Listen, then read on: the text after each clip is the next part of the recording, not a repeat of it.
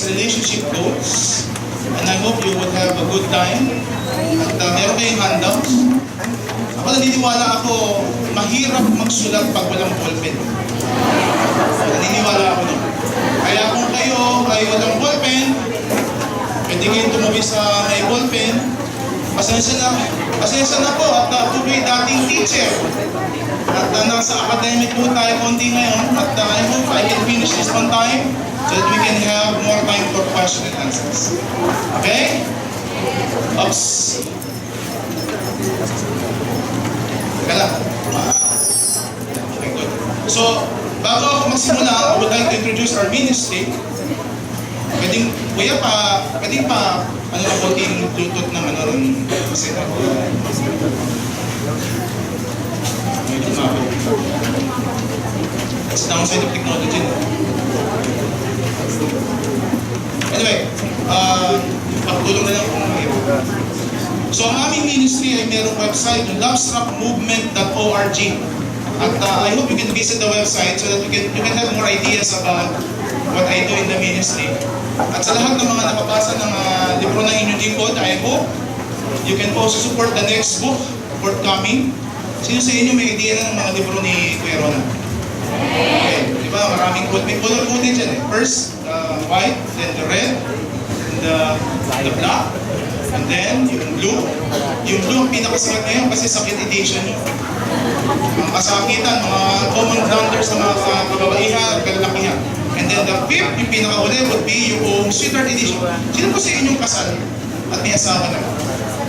Ano po tayo? Okay. So, don't worry, lahat po ito ay makakatulong sa inyo. Mga sikat na TV personality, hindi na akong babanggit ng pangalan. Na-interview siya sa isang magazine show na ang sabi niya, kahit ang dami kong kayamanan, meron siya isang magandang bahay sa Tagaytay. Nung tinanong siya ng host, kumusta naman ang iyong mga asawa? Bakit marami siyang naging asawa? Yung iyong anak, hindi niya kasama. So ano gusto ko sabihin? Nakakalungkot na kapag tayo, kahit kaanong yaman natin, pag sira ang relasyon natin, hindi tayo magiging masaya. Okay? So, pagdating naman sa pakipagrelasyon sa opposite sex, yan na. Masarap, umibig at ibigin. Tama ba ako? Tama. Tulad ng first time na nahawakan mo yung kamay ng crush mo. Diba? Remember that moment. Okay, nostalgic attitude mo na. Kung kayo high school pa lang, di ba? Minsan, ang unang silay, ang unang kausap sa crush, di ba? Hindi nyo makakalimutan niya. I remember the first time I held the hand of my ex-girlfriend. But ex-girlfriend, si Ate Gigi pala yung nasa lagod yung hihawak ng camera. Yan. Ang una ko nahawakan ng kamay ng aking ex-girlfriend kasi asawa ko na siya ngayon. The feeling was electrifying. Kasi alam niyo kung bakit? Kasi nung panahon na yun, hindi pa ako nakahawak ng kamay ng ibang babae maliban sa nanay ko. 6 kami magkakapatid. Okay? At first time ko nahawakan, tanda ko yung moment na yun. Umababa kami sa escalator ng SM Mega Mall. So, punto mga kapatid, iba yung meron kang iniibig. Di ba sabi nga ng Bee Gees, lalo ko ng Bee Gees, di ba? I need somebody to love. Okay? Kaya, ito, sabi dito, kilig na kilig ka sa love story ng iba. Huwag kang mag-alala, maski kiligin ka pag tayo ng dalawa na.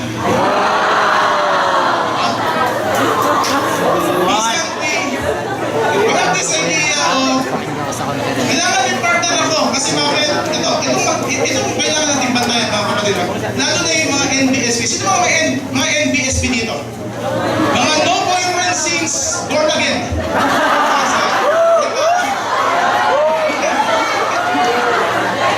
Okay. Madali mag-isip na mayroon kang partner.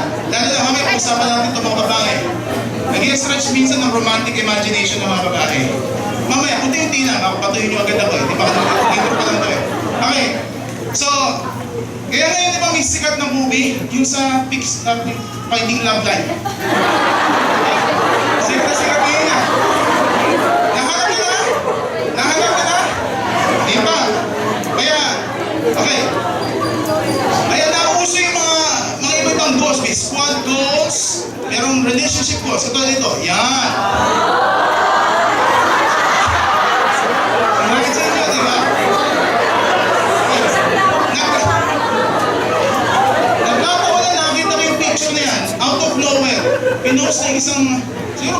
sa India. Sabi ko, ang sweet-sweet naman ito. During that time, galing ako na Ilocos. And daming buko doon. Sabi ko, subukan nyo na. Pero hindi, biro-biro lang siguro. Kaya ang sasabihin natin, di ba? Masarap magkaroon ng love life. Pero ito rin sasabihin ko sa inyo, hindi lahat na masarap sa feelings tama. Yes! Resipin muna tayo, bago tayo lumubog na sa pinaka-topic natin to give flesh to our discussion. Hindi ko masarap sa feelings tama. Hindi lahat ng relasyon pinapasok. Ngayon sa Amerika, well, isa sa mga kampanya ng mga Christian sa Amerika ngayon ay labanan yung pagragasa ng same-sex marriage na agenda. Alam niyo ba sa Amerika, mababaliw ka sa uri ng pag-iisip ng mga tao ngayon. Ano kung bakit? Yung secular institutions would accept, for instance, abortion, would accept yung isang lalaki, basta iniisip niya babae siya, pwede siyang pumasok sa sira ng babae. Di ba yun? Tapos may tinatawag na, di ba, transsexual. Alam niyo yung transsexual? Yung nagkapalit ng are para maging katulad ng opposite sex. Meron din transgender. Narinig ito, di ba? Lalaki ako, and then feeling ko babae ako, kaya babae ako, transgender. May tinatawag din transracial. Puti ako, pero feeling ko Black American ako, papaitim ako, African American ako ngayon. Meron din trans animal. Nabubuhay siya kasi feeling niya aso siya. Nabuhay siya bilang aso. Hindi sinibukad na siya rito ha. Pero ang punto mga kapatid, when you talk of feelings, mahirap na maging basihan ng tama o mali ang feelings. Okay? Kaya simulan natin. Asahin natin dito. Sabi ng Bible, the heart is deceitful above all things and beyond cure. Who can understand it? Well, for those of you who are entering Bible school, you know the theological understanding of this. The sinful nature of man would result in wrong decisions.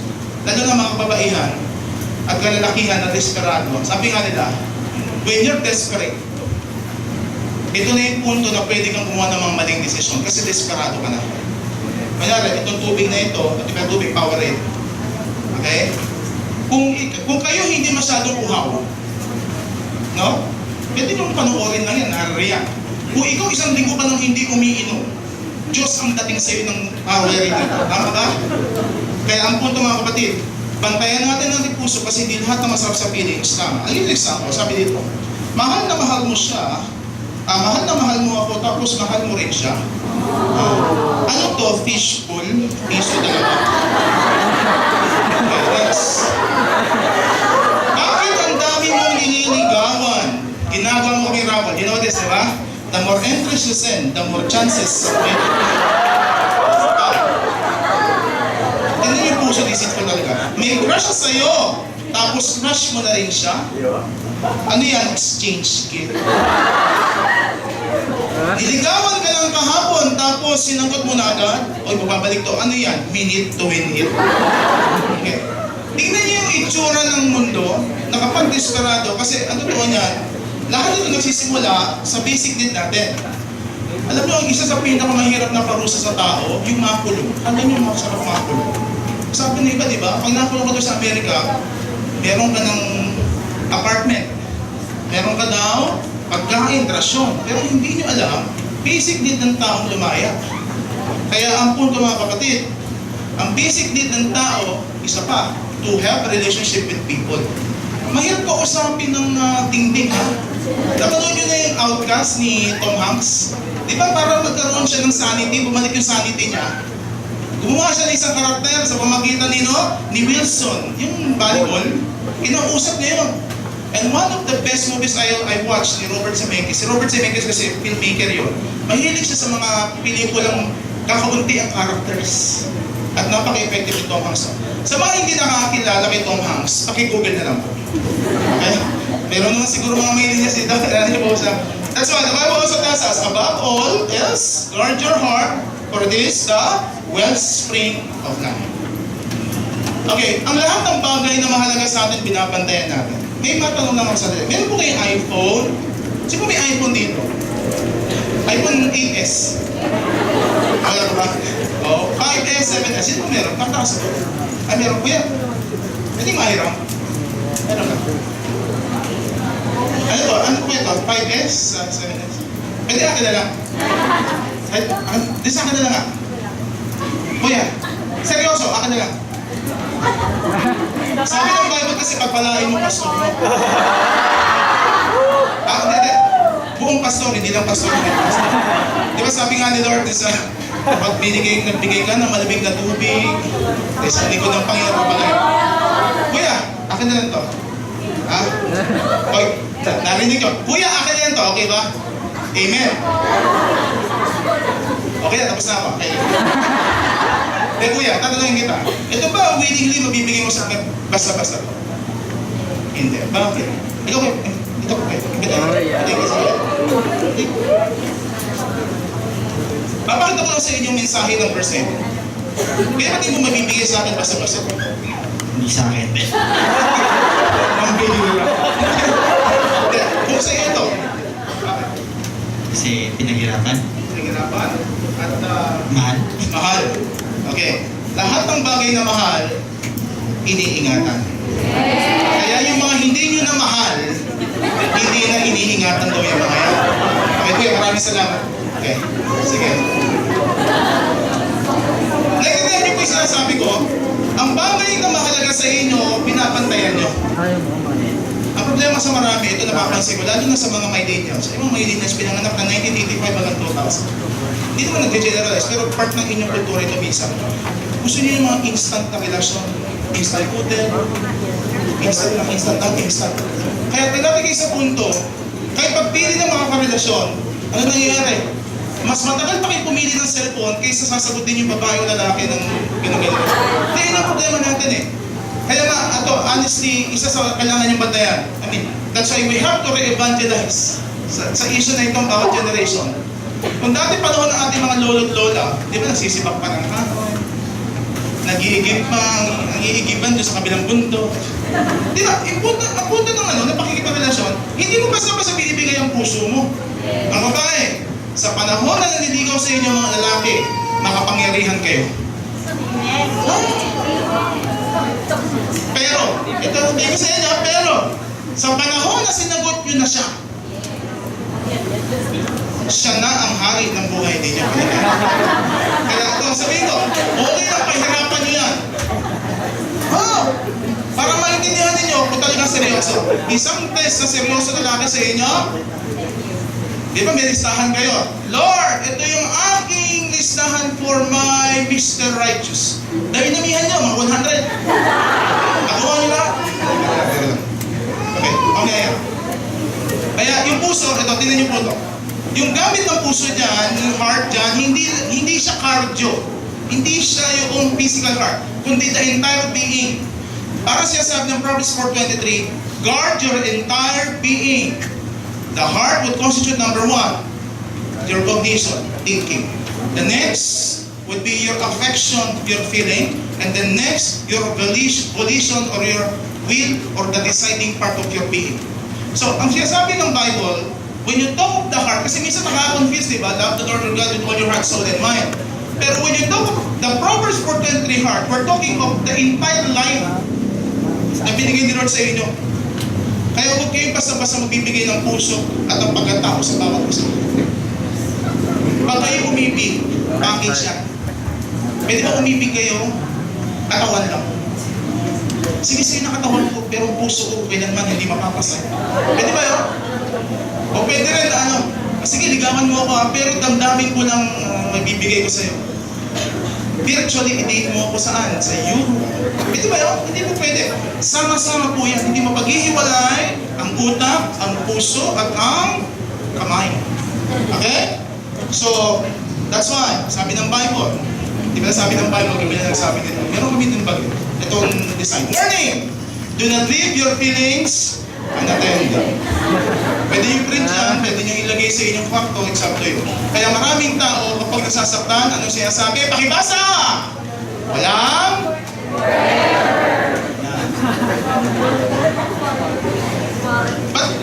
Bakit nasasabi ng maraming tao yan? Alam niyo yung set ng mga walang forever? Ano si recent coining lang ng term na ngayon yan. Ayun bakit? Kasi dumarami ang mga mayroong problema sa relasyon na hindi nagtatagal. Yung forever na yan, pwedeng ito. Number 1, forever. Sino sa inyo nakaranas na nag-break kayo, tapos hindi na kayo naging friends ulit? Possible. Possible magiging friends kayo. Pero mahirap. Kasi na-violate na yung trust eh. Ang pinakamasakit na magkakaroon kayo ng heartbreak with, sino yun? Yung matagal yung nakasama, ibinigay yung buhay nyo, and at the end of the time, iniwang kayo. Kaya sabi dyan, it can be forever. Number 2, forever. Maraming mga tao hindi nila maintindihan ang konsepto na dapat nag-iiwan sila para sa kanilang sarili. Di ba sabi ng Panginoon, love the Lord your God with all your heart, soul, and mind. Love your neighbor as you love yourself. Kaya tingnan nyo, minsan yung mga naiiwan, parang ang kanilang drama sa buhay. How can I live without you? Kaya problema natin doon, wala kayong iniwan sa sarili nyo. Tandaan nyo, you're violating the will of God kung kayo nagmamahal tapos hindi buo ang pagkatao ninyo. When in fact, dapat talaga, bago kayo pumasok sa relasyon, buo na kayo. Amen. Yung term na single, ano yung term na single? Sino mga single dito? Okay, single. Yung single, ano yung sabihin na single? Single means whole. Single means one. Tama? Okay, parang ganito yan. Nakuha ko to sa kay Pastor Ronald. Yung Pastor Ronald Cruz. Sabi niya, pag pumasok ka sa relasyon na hindi ka puno, ano mangyayari? 0.5. 0.5 times 0.5. 0.5 din siya. Ilan yun? 0.20. Pwede yung calculator. Sige, okay lang. 0.25. Tama? Okay, 1 times 0.5. Ilan yun? 0.5. Pero tatlong pa sila. No? Okay, kaya 0.75 ka. 0.75 times 0.25. Minus eh. Okay. Ayun. Babalik ko sa grade 1. That's why ang prinsipyo ganito. Kailangan buo ka sa Panginoon at buo rin yung partner mo para you will become really one. 1 times 1 equals 1. Hindi mga kapatid. May tendency tayo na kapag hindi tayo buo, hinahanap natin yung hindi natin yung wala tayo sa iba. Mamaya, pag-usapan natin yung mga kapatid. Kaya sabi ng Bible, ito pa pala, forever. Isa pa yun. Kapag walang forever daw, baka iwan kang luhaan at mahirap emotionally and financially daw, sabi nila. Kaya ingat tayo. Kaya sino mababantay sa ating deceitful na puso? Romans chapter 12:2. Do not conform any longer to the pattern of this world, but be transformed by the renewing of your mind. Then you will be able to test and approve God's will is His good, pleasing, and perfect will. Ang magbabantay ng deceitful na puso, isang utak na binago ng Diyos. Of course, importante din ang community. That's why you have to be involved in a church community, spiritual community. Kasi kung sa sarili mo, baka di mo bantayan ang sarili mo. Pero dapat yung community mo, binago din ni Lord. Marami kasi nagpapayo, sabi, talapit ka, anong gagawin ko sa boyfriend ko? Nag-aaway kami, ganito siya. Iwan mo! Isa ganyan agad eh. Pero hindi mo na sinisilip yung mga anggulo na kailangan ayusin.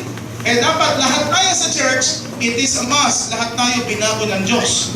Okay? Liwanag. Kaya ito, nauso nga sinasabi ko nga. Di ba sabi diyan, Happy Mansari. Natatawa ko sa mga bata ngayon. Di ba tayo, anniversary na alam natin, no? Ngayon may Mansari, may Weeksari, may nagbiro, Minute-sari. Happy 5 Minute-sari. Okay kayo, ha? Alam kung bakit? Kasi masyado tayo nadadala ng ating emosyon. Kaya sabi ko, do not blindly follow your heart, lead it. Alam niyo, ang puso, okay lang naman pakinggan yan. Pero kailangan may filter. Ang filter, isang utak na binago ng Diyos. At sinabi ko kanina, sa Amerika ngayon may trend. Basta, mahal kita, mahal kita. Lalo na sa Canada, pati sa ibang parte ng Europe, pag minahal ko ang hayop, walang basagan ng trip, mahal ko to. We can get married. And that's a problem. Hindi nyo pwede maging sukatan ng feelings sa moralidad. Okay? So, ito pa. I'll give you a trivia. Pakita natin itong trivia na ito. Okay, sa mga, meron pa dito mga medical students o mga doktor, baka, yan.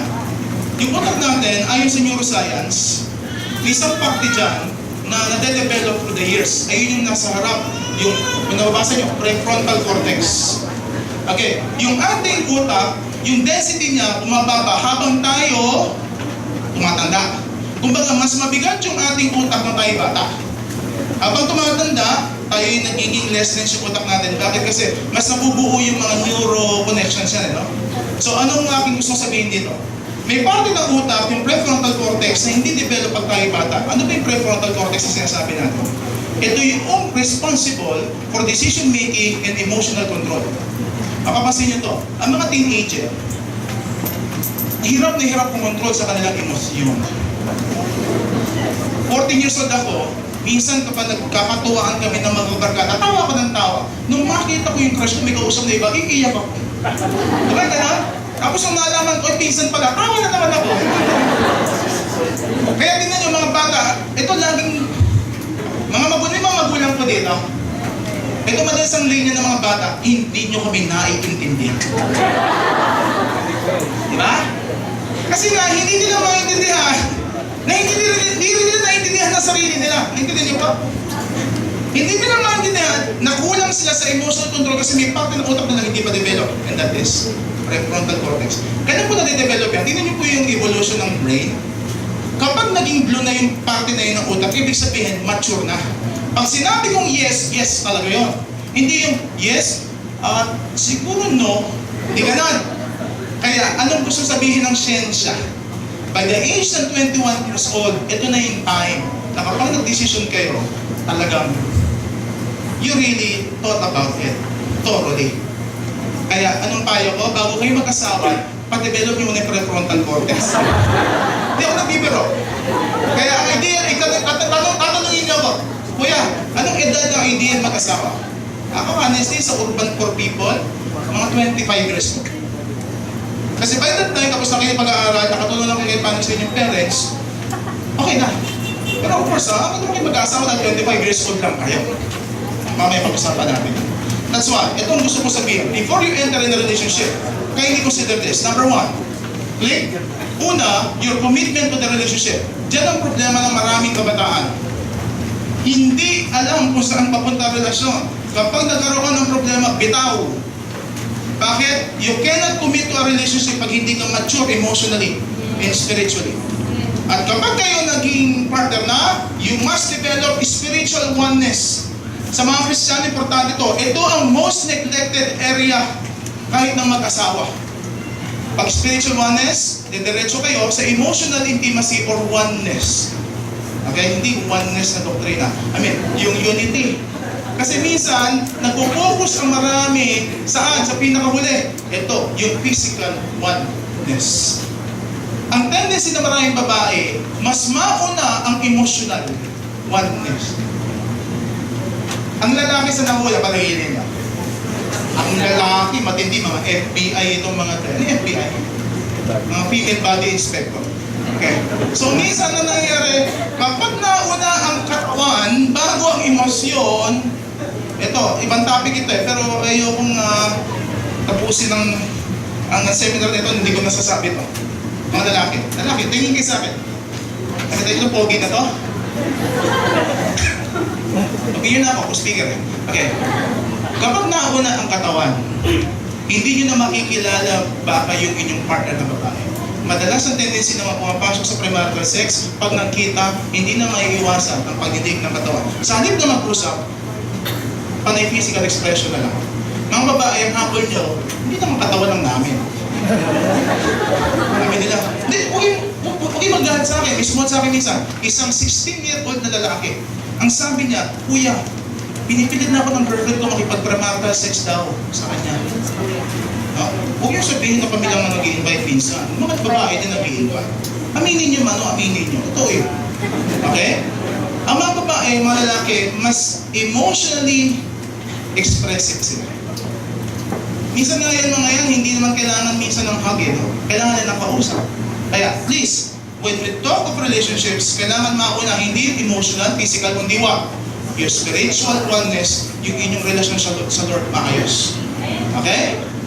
Kaya mga babae, tip ko, kailan yung masasabing Christian na naliligaw sa inyo? Kailan? Kapag lumuluhod, kumakanta ng nagkita natin kanina, Your love never fades. Tapos nagusot ng shirt, one way, Jesus. Okay?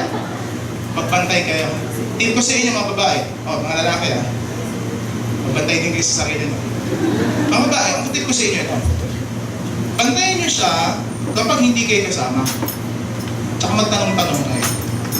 Ang tatanungin nyo yung mga kabarkada at yung mga tao na nakaka-obserba nyo sa lalaki na yan. Kapag kasi nanliligaw na yan at kayo kaharap, minsan nag-iiba ng anyo yan. Oo. Seryoso. Kaya, doon sa mga clueless moments na hindi nyo siya nakikita, hindi kayo nakikita, yun ang tunay, authentic na sila. For example, punta kayo ng restaurant, kaya lang, nag-date kayo, friendly lang. Paano niya itrato yung waiter? Paano niya itrato yung aso? Isipa-sipa niya na, bakit yung sipain na pag nagkagawa? Bantay-bantay niyo mga. Okay ba tayo mga kapatid? Intro pa lang yan. Ilan oras ba ako? Oras ba ako? Next, love hurts. Sino yung nasaktan na? Taas sa kamay. Ano to? Ano na ako? Ito, mas maingay ito. Ang totoo niyan, nung ginagawa ko itong topic na to, wala talagang question mark yan. Kasi di ba kumanta niyan? Scorpion pa kumanta niyan. Love hurts. Sino kumanta niyan? Tama ba? Sorry, hindi ko na kasi generation narinig ko lang Okay. Basahin natin. Ito, sabi ng aking lola, si Maya Angelou. Namamatay lang niya. I've learned that people will forget what you said, people will forget what you did, but people will never forget how you made them feel. Okay, mga kapatid, another prinsipyo. Di ba simula tayo, life is all about relationships. This time, people would never forget you sa paraan ng pagpaparamdam nyo sa kanila. Either positive o negative. Ano? Sino hindi nyo makakalimutan teacher ko kayo nasa elementary school? Ate, ikaw. Ate, kita.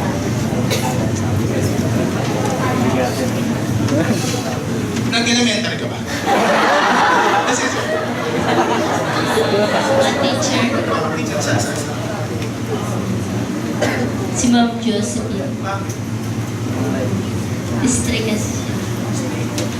Hindi ko nga. Elementary. Ano high school?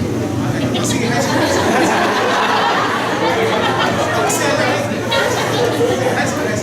Ano po sa PE po? PE instructor. Si Sir Anchilo po. Kasi po yung buong class po namin, pinasquat niya sa ground, kaya hindi ko po makakalimutan. Okay. Sasama ng childhood ng dalawa. Sino yung maganda naman ang memory? Sino? Nung grade 1, Miss Calixterio.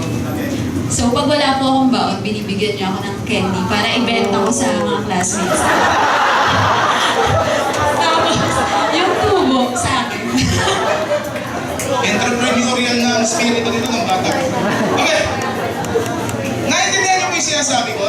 Base sa example, may mga tao kayo hindi makakalimutan sa buhay niyo kasi umipon ang puso niyo either positive o negative. So, anong prinsipyo? Kahit sa ating leadership, ako, naturo po ako sa universidad for 7 years. Isang natutunan ko, ang bata, mamahalin ka kahit hindi ka matalinong profesor. Basta concern ka sa kanya. Di ba minsan natuwa kayo sa profesor, di ba? Papasok, no? Joke lang, di ba? Joke lang. Kung ito kwento lang, tutuwa kayo dun, di ba? Sir, attendance na lang, sir! Okay, sige. Di ba di makakalimutin? Of course, pag nagbabayad kayo private school yan, siyempre bayaran yan sa teaching evaluation. Pero sinasabi ko, pero ako naging professor na natatawa ko, pero pinatigil ito. Pero gusto siya ng mga tao. Kapag babaksak-baksak ka, you're hanging by the thread. Kunyari, tres kasi ang pasado, no? Kunyari, nasa 3.5 ang grade mo. Nasabihin niya, sige, at ako na yung tatlong OPM sa harap niya. Papasa ka. Kaya pag finals week, okay, bibigyan na ng card, ang dami nakapila sa kwarto niya. Sa labas, nag-vocalization na. Hindi ko na mapagitin dito, pero napamahal siya sa mga estudyante. Bakit? Kasi binigyan niya ng pagkakataon ng estudyante para makabawi. Okay. So ano gusto natin sabihin dito mga kapatid? Mahirap makalimot ang pusong nasaktan. Dahil sabi niyo, di ba? Ang ganda na patotoo ni Ate kanina. Sino Ate patotoo? Yung nasaktan? Nakaka-touch, no?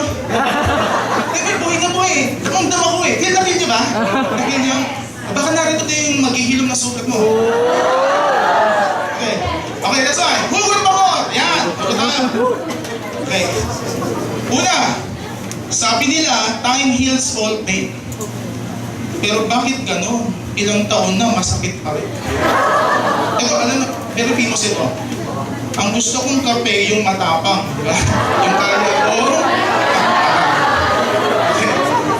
Ito, para sa mga yapro, ito sigaret na ano ba yun? Ito pa. Bakit tayo iniiwan ng ating minamahal? Kasi lagi tayo nag-overtime. Ingat kayo, ha? Tapos ito, sabi dito, hindi na ako kumakain ng siopaw. Kasi akala ko special ako sa kanya, bola-bola lang pala. Ito, classic ito, tuntua ako dito. Para tayong dominos. Na-fall ako sa iyo pero na-fall ka sa kanya.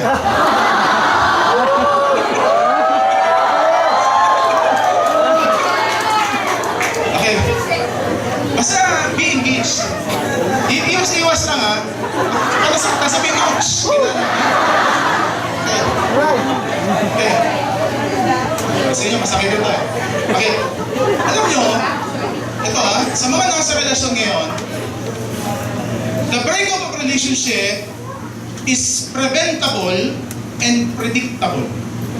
Ang sinabi preventable, lahat ng gusot sa relasyon maayos kung handang magpaayos. At ito, hindi naiintindihan ng marami. Merong mga signs papunta sa hiwalayan na kailangan yung bantayan.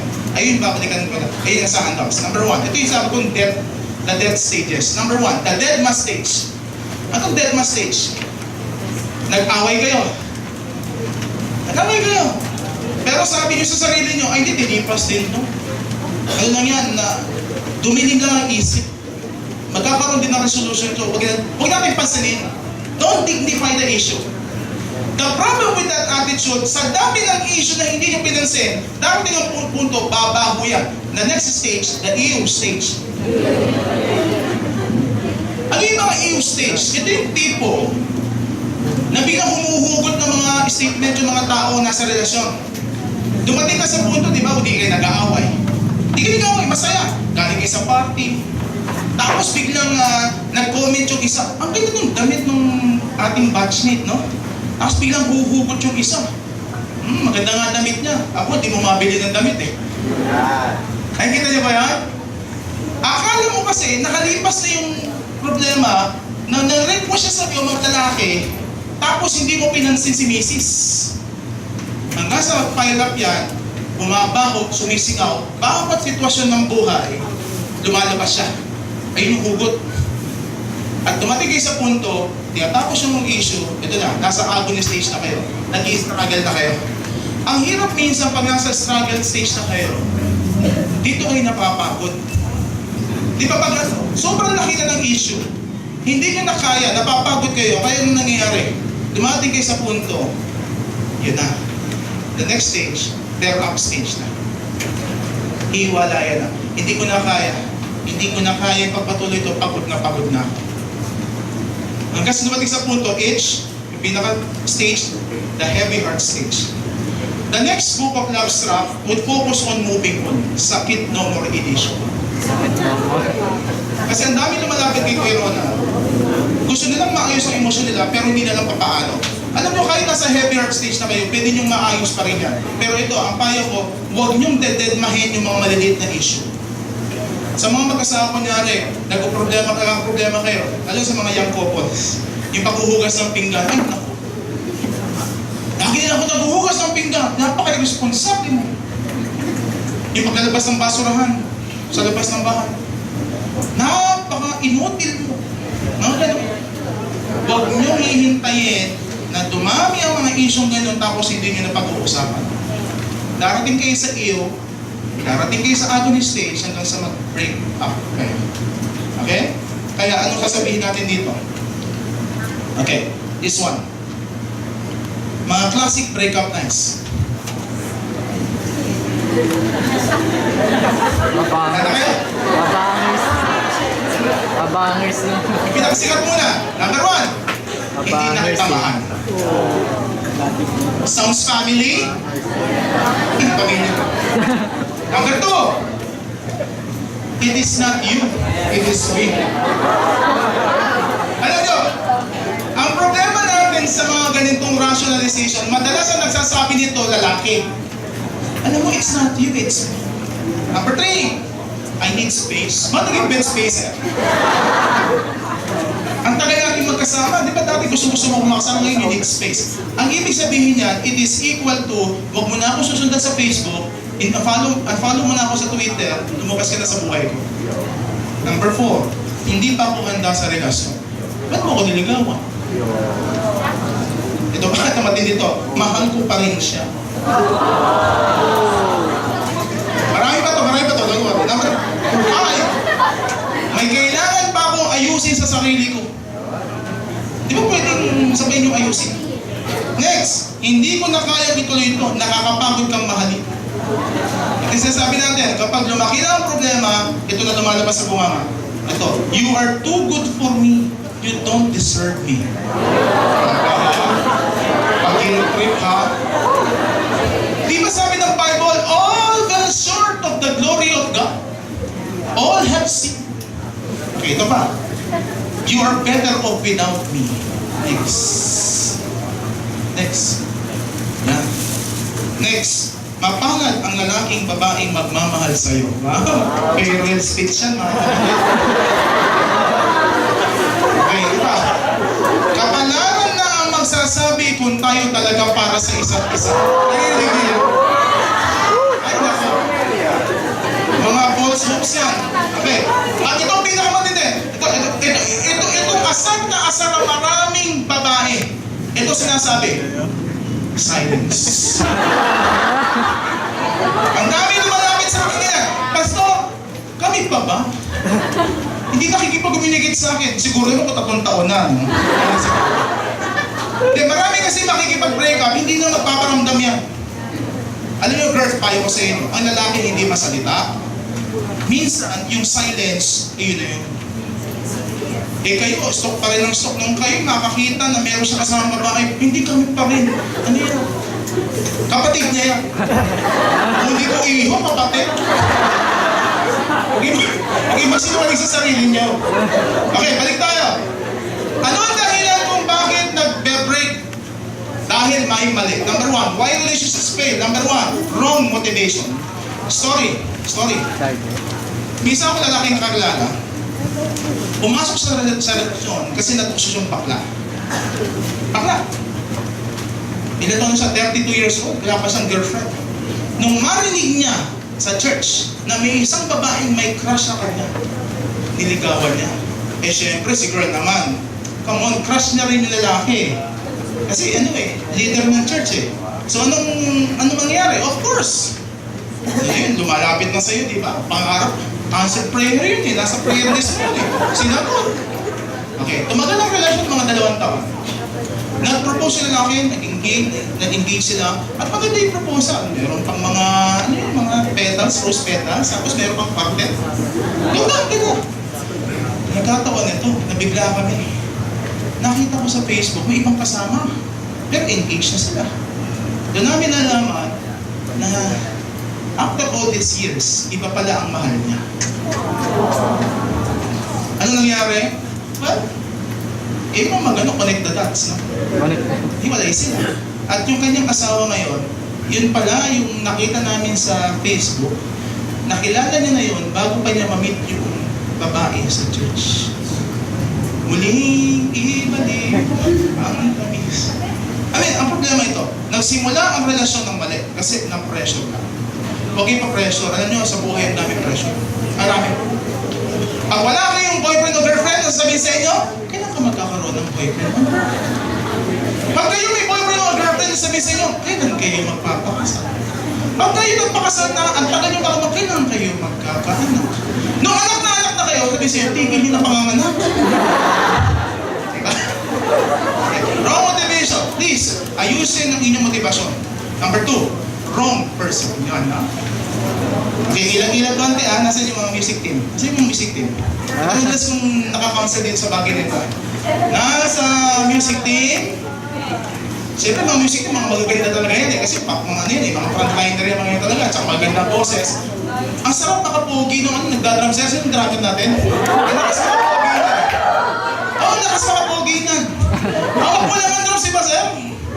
Okay, ang mas pogi daw ang ipis sa atin lahat. Malapit pa lang, tumitili na kayo.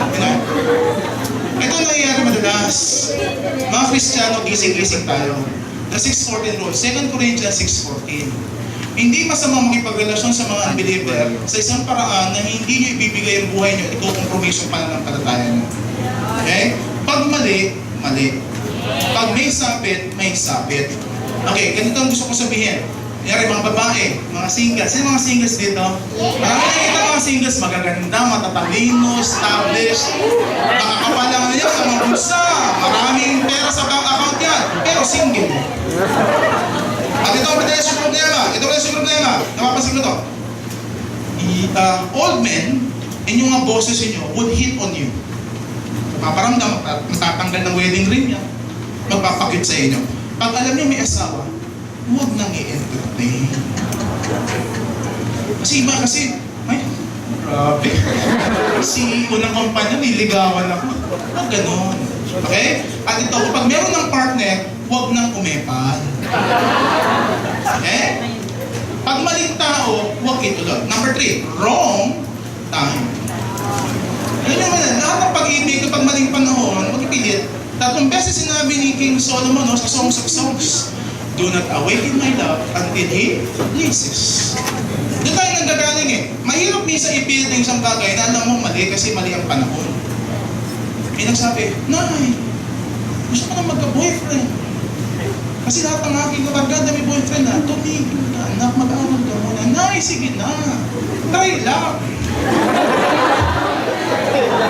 Anak ha, magagalit kami ng tatay mo kasi hindi ka panahon talaga. Sige na, Nay, tumigil ka, Carlo.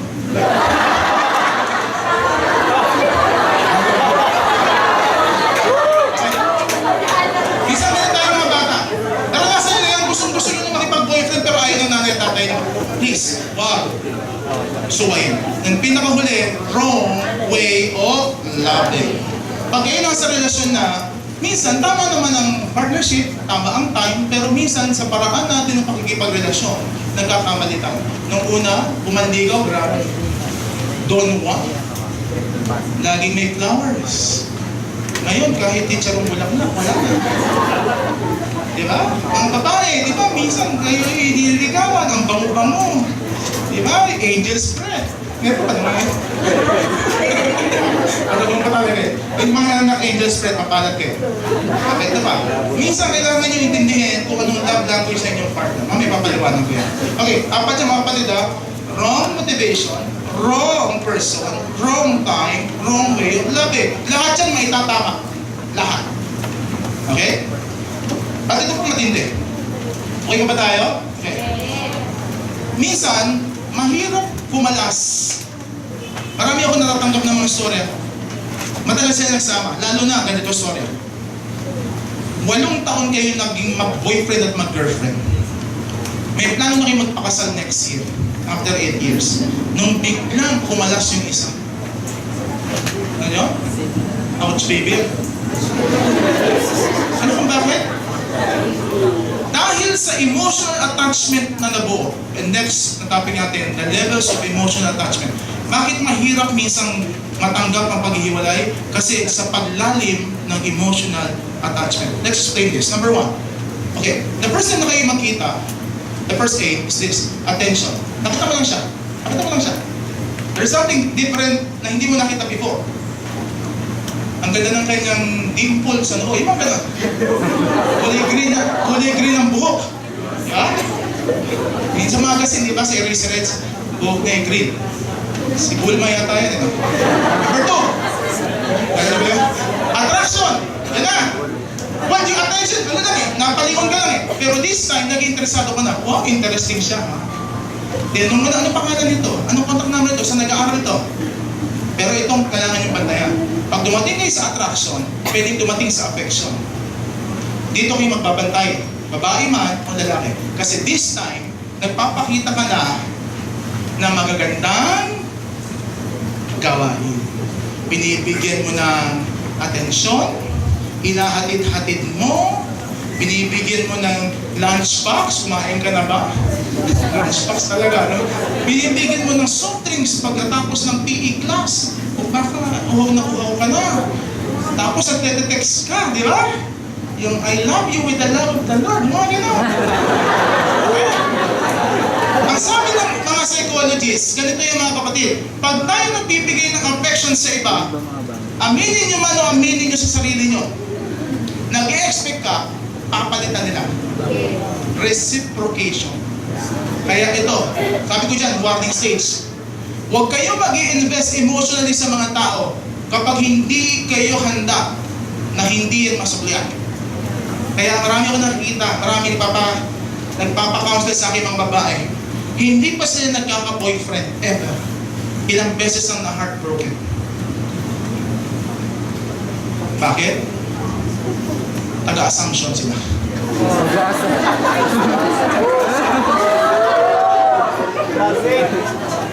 Diba? Aminin nyo. Mga babae rin, ganito. Di ba pag first time kayo nagkaroon ng boyfriend, gusto niyo siya ng forever? Yes. Eh hindi. Ito, next, affection. Sumunod dyan, ito na. Oh, sorry. Ang sasabihin ko lagi, remember, sharing is a springboard for intimacy. Bakit kayo napapalapit sa tao? Kasi dun sa stage na affection. No? Pag marami kang ginagawang magkapareho kayo, magkasama kayo, dyan nabubuo ang relasyon. Kaya iwas din mga kababaihan. Pwede rin kayo mapunta doon sa lesbianism. Mga lalaki, ganun din tayo. Yung mga bromance, no? Bro. Pwede ba kitang kiss, bro? I love you. Ito yan. Ito Walang pinagkaiba ang same-sex attraction sa opposite-sex attraction when it comes to intimacy. Okay? Meron ba? Mamaya, may deliverance tayo mamaya. Pwede natin pag-usapan. Okay? Next, ito na. Dumating kayo sa punto, you're affectionate, then attachment. Ito na yung punto that you have to decide, ay na ba? Pwede ba na tayong, pwede natin i-formalize na ba ito? Decision time ito. And then, ito yung pinaka-formal, we call that affair. Yan, the formal relationship. Pero, pag sumobra yan, ito na, addiction. Ang tawag ng psychology, codependence, the point of obsession. Ang hirap minsan, excited. Ang hirap minsan na magkaroon kayo ng ganitong relasyon kasi bakit? Hindi nyo kayang maiwan kayo ng tao kasi codependent na kayo sa kanila. Example, click. A codependent person is a person who lets someone else's behavior affect him or her and is obsessed with controlling other people's behavior. Ito na yung tipo na hindi kayo mabubuhay pag wala siya. At gusto mo lahat ng kanyang ginagawa, kaya niyong kontrolin. Ito problema natin sa relasyon. Hindi natin makakontrol ang behavior na iba. Pero minsan, lumalabas ito. I'll give you an example. An example ng may codependent behavior kayo. Number 1, isip kayo ng isip sa kanya. Number 1, sige. Inadequacy. You cannot stand without him or her. Kulang ako, hindi ako mabubuhay. No, wala ko sa house nyo, pero I'll just take this down. Take this down na lang. Number 2, exclusivity. Yung inyong mundo, umiikot lang doon sa tao na yun. Pwede niya mga kapatid? Wala kayong ibang friends. Pero may best friend kayo. Sino yun? Yung partner nyo. Wala kayong ibang pinagsasabihan ng sikreto. Sino lang yun? Yung partner ninyo. Number 3 would be jealousy. Iritang-irita kayo kapag meron silang attachment sa iba. Mga lalaki, minsan, sabihin nyo sa inyong partner, ayokong mahihingahan ka ng iba, ha? Pag uuwi ka, magte-text ka sa akin, ha? Number 4, ito pa, extreme moods. Ano yung extreme moods? Pagkasama mo siya, tuwang-tuwa ka. Pag hindi mo siya kasama, lungkot na lungkot ka. Disorder yan mga kapatid. At sabi ng pag-aaral, sa sasabihin mo ito, may 3-4 kayo senyales, patingin na kayo. Hindi ako nagbibiro. Next. Ito pa. Martirdam! Binubugbog ka na, sinasaktan ka na, mahal mo pa rin siya. Ipagtayo yan ng monumento sa Luneta. Pero alam nyo, marami ako nakikita mga parents, mga nanay, hats off talaga ako. Hindi iiwan ng asawa dahil sa mga anak. Imbis na lumayo muna, hindi, nandito anak ko, hindi ko sila pwedeng iwan. Kahit bubugin sila. Mali. Kailangan lumayo pag binububog na. Hindi magkapag-iwalay, ha? Humiwalay ng bahay mo lang sa anak. Next would be obsession. Yung lahat ng iyang iniisip siya lang, ay naku, ang inip-inip niya yun, meron kayang sapin ng likod niya. Naku, baka mapulmon niya yun. Nakikita niyo ba, sarili niyo minsan ganyan? Hindi ito normal, ha? Kasi lagi siya na lang ang nasa isip niyo. Ikaw, napapabayaan mo lang sarili mo. Siya na lang, siya na lang, siya na lang. Next would be excessive physical contact. Hindi na kailangan i-memorize yan. Maraming pagkakataon, you have sex. Kasi you want to maintain the relationship. At ang pinakahuli, ingat, financial over-involvement. Pag humiling ang isa, wala akong pang tuition. Wala akong pang shopping. At dumating pa sa punto ito, nagkaroon ng joint bank account. Ingat kayo, ako hindi ko nare-recommend, mga babae lalaki kapag karelasyon ngayon, hindi pa mag-asawa, hindi ko nare-recommend magkaroon kayo ng joint bank account unless negosyo yan. Bakit? Hindi pa kayo mag-asawa. Kung sakasakali magka-problema, unless meron kayong kontrata, di ba minsan pag may kakasal pre-nuptial agreement, pero wala pa kayo nun eh. Wow, kasi bakit? Magkakaroon kayo ng problema pagdating sa money management. I tell you. Lalo na pag kayo magkagalit na. Baka magkademandahan pa kayo. So mga kapatid, bantayan natin ang ating sarili. At lahat ng ito, mayroong pinanggagalingan. Ano pinanggagalingan? Takot, the fear factor. Yung emotional dependence, ang takot niya, takot siyang iwan. Takot siyang i-abandona. Ang opposite nito, we call this emotional distance. Ang takot naman niya, na siya'y kontrolin ng iba. Ang lahat ng takot natin mga kapatid, ibinibigay sa Panginoon dapat siya. Ba't ko kinukwento sa inyo to? Kasi sa aking karanasan bilang pastor at bilang akademiko at bilang youth minister, ang napapansin ko sa maraming pumapasok sa relasyon, hinahanap sa iba yung kakulangan nila. Nagiging emotional dependent sila. Kasi bakit? Kasi nakita nila sa tao yung lahat ng gusto nila. And the problem with that, kapag nuntong ninyo yung buhay sa tao, I tell you, people may fail you.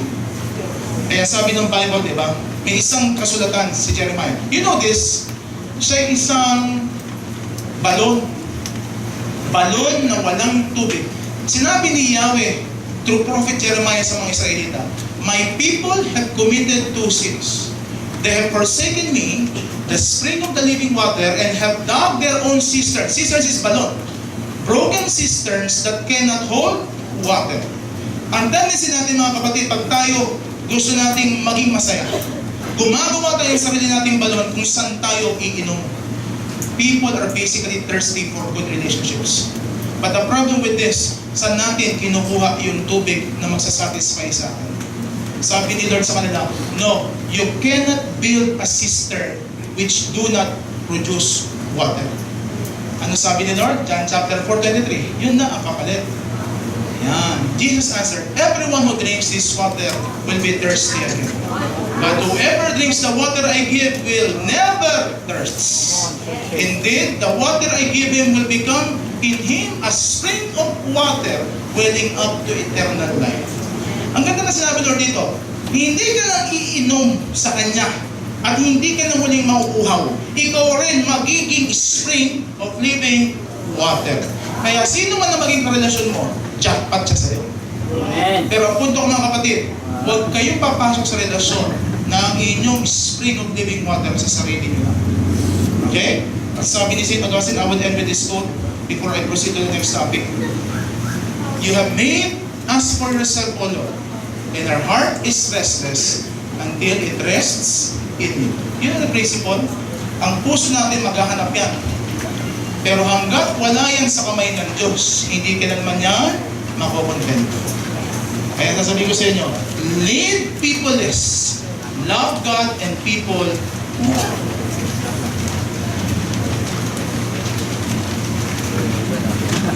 May tanong ba tayo mga kapatid? Hindi ba ako tapos, pero I open the door kung meron kayong mga tanong na so that I can entertain. Kasi baka mamaya wala tayong time for question and answer. Yung book signing, honestly, pirmahan ko na lahat ng libro ibibigay sa inyo. So, less time for that. Kung may papipirmahan man ako, maaaring yung mga binibenta namin libro sa labas. That extra. May tanong ba kayo mga kapatid?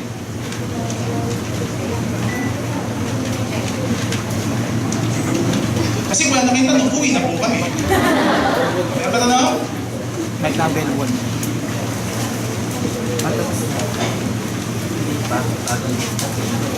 Sige, kahit mga isa o dalawa. I know may mga tanong dyan na maaaring nire-reserve yung mamaya, pero I'm now giving you the floor to ask those questions.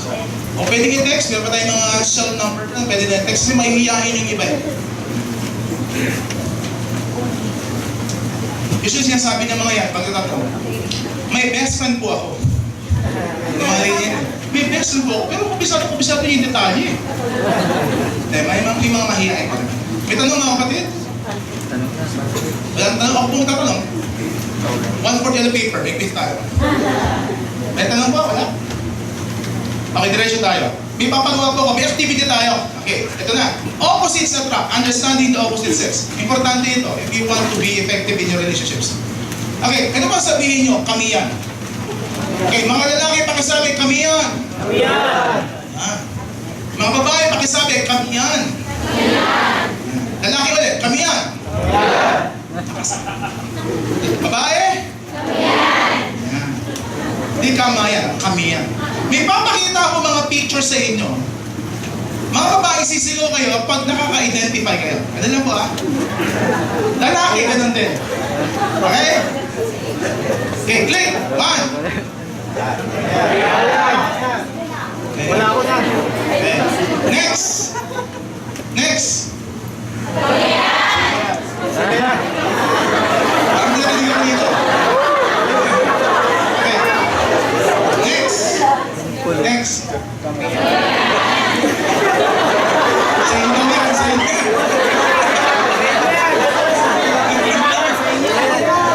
Next. Next. Oh, lakas oh.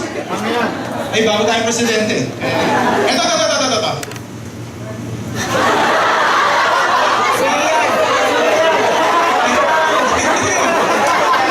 Gagamit na ba kayo niyan? Gagamit pa kayo? Okay. Sila yan. Classic yan kasi yan talagang imprint ng mga sikat na mga Rinola. Okay, next. Ayan. Ito, next. Okay. Ito.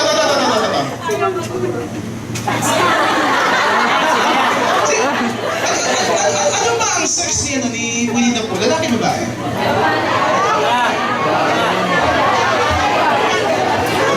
Okay. Ito. Next. Yung pula na. Walang nag-claim. Okay, next. Kami yan. Okay, dito. Next. Next.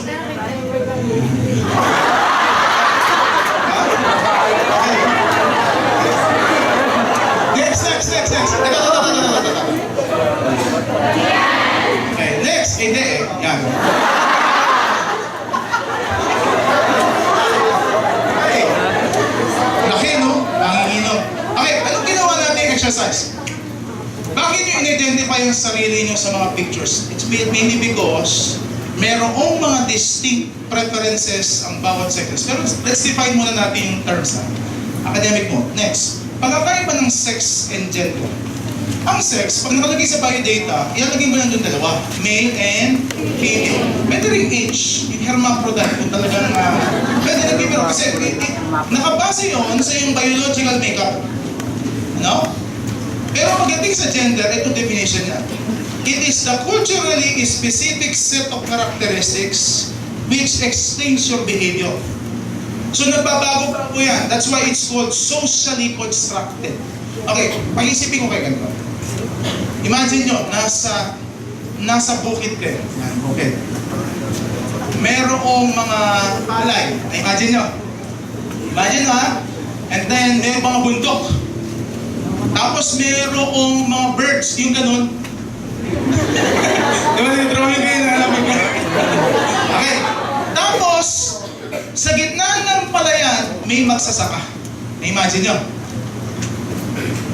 Ano gender nung magsasaka? Anong sex niya? Naintindihan niyo na ako? Kinakapit natin yung pagiging magsasaka sa lalaki. Pero sa ibang bansa, pag yung lalaki, kapit sa kanila yung pagiging magsasaka. Ang pag-uusapan natin dito, hindi gender, kundi sex differences. Hindi ko sinasabi na lahat ng sasabihin ko dito, ito na to, ito na. Pero ayon sa pag-aaral at mga claims ng mga psychologists, meron talagang pinagkaiba ang babae at lalaki, male and female. Genesis chapter 1:27, sabi dyan, so God created the man in His own image. In the image of God, He created him. Male and female, He created them.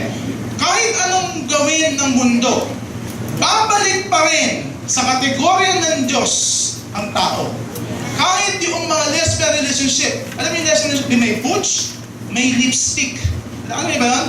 Yung butch ay umastang lalaki. Yung lipstick yung babae.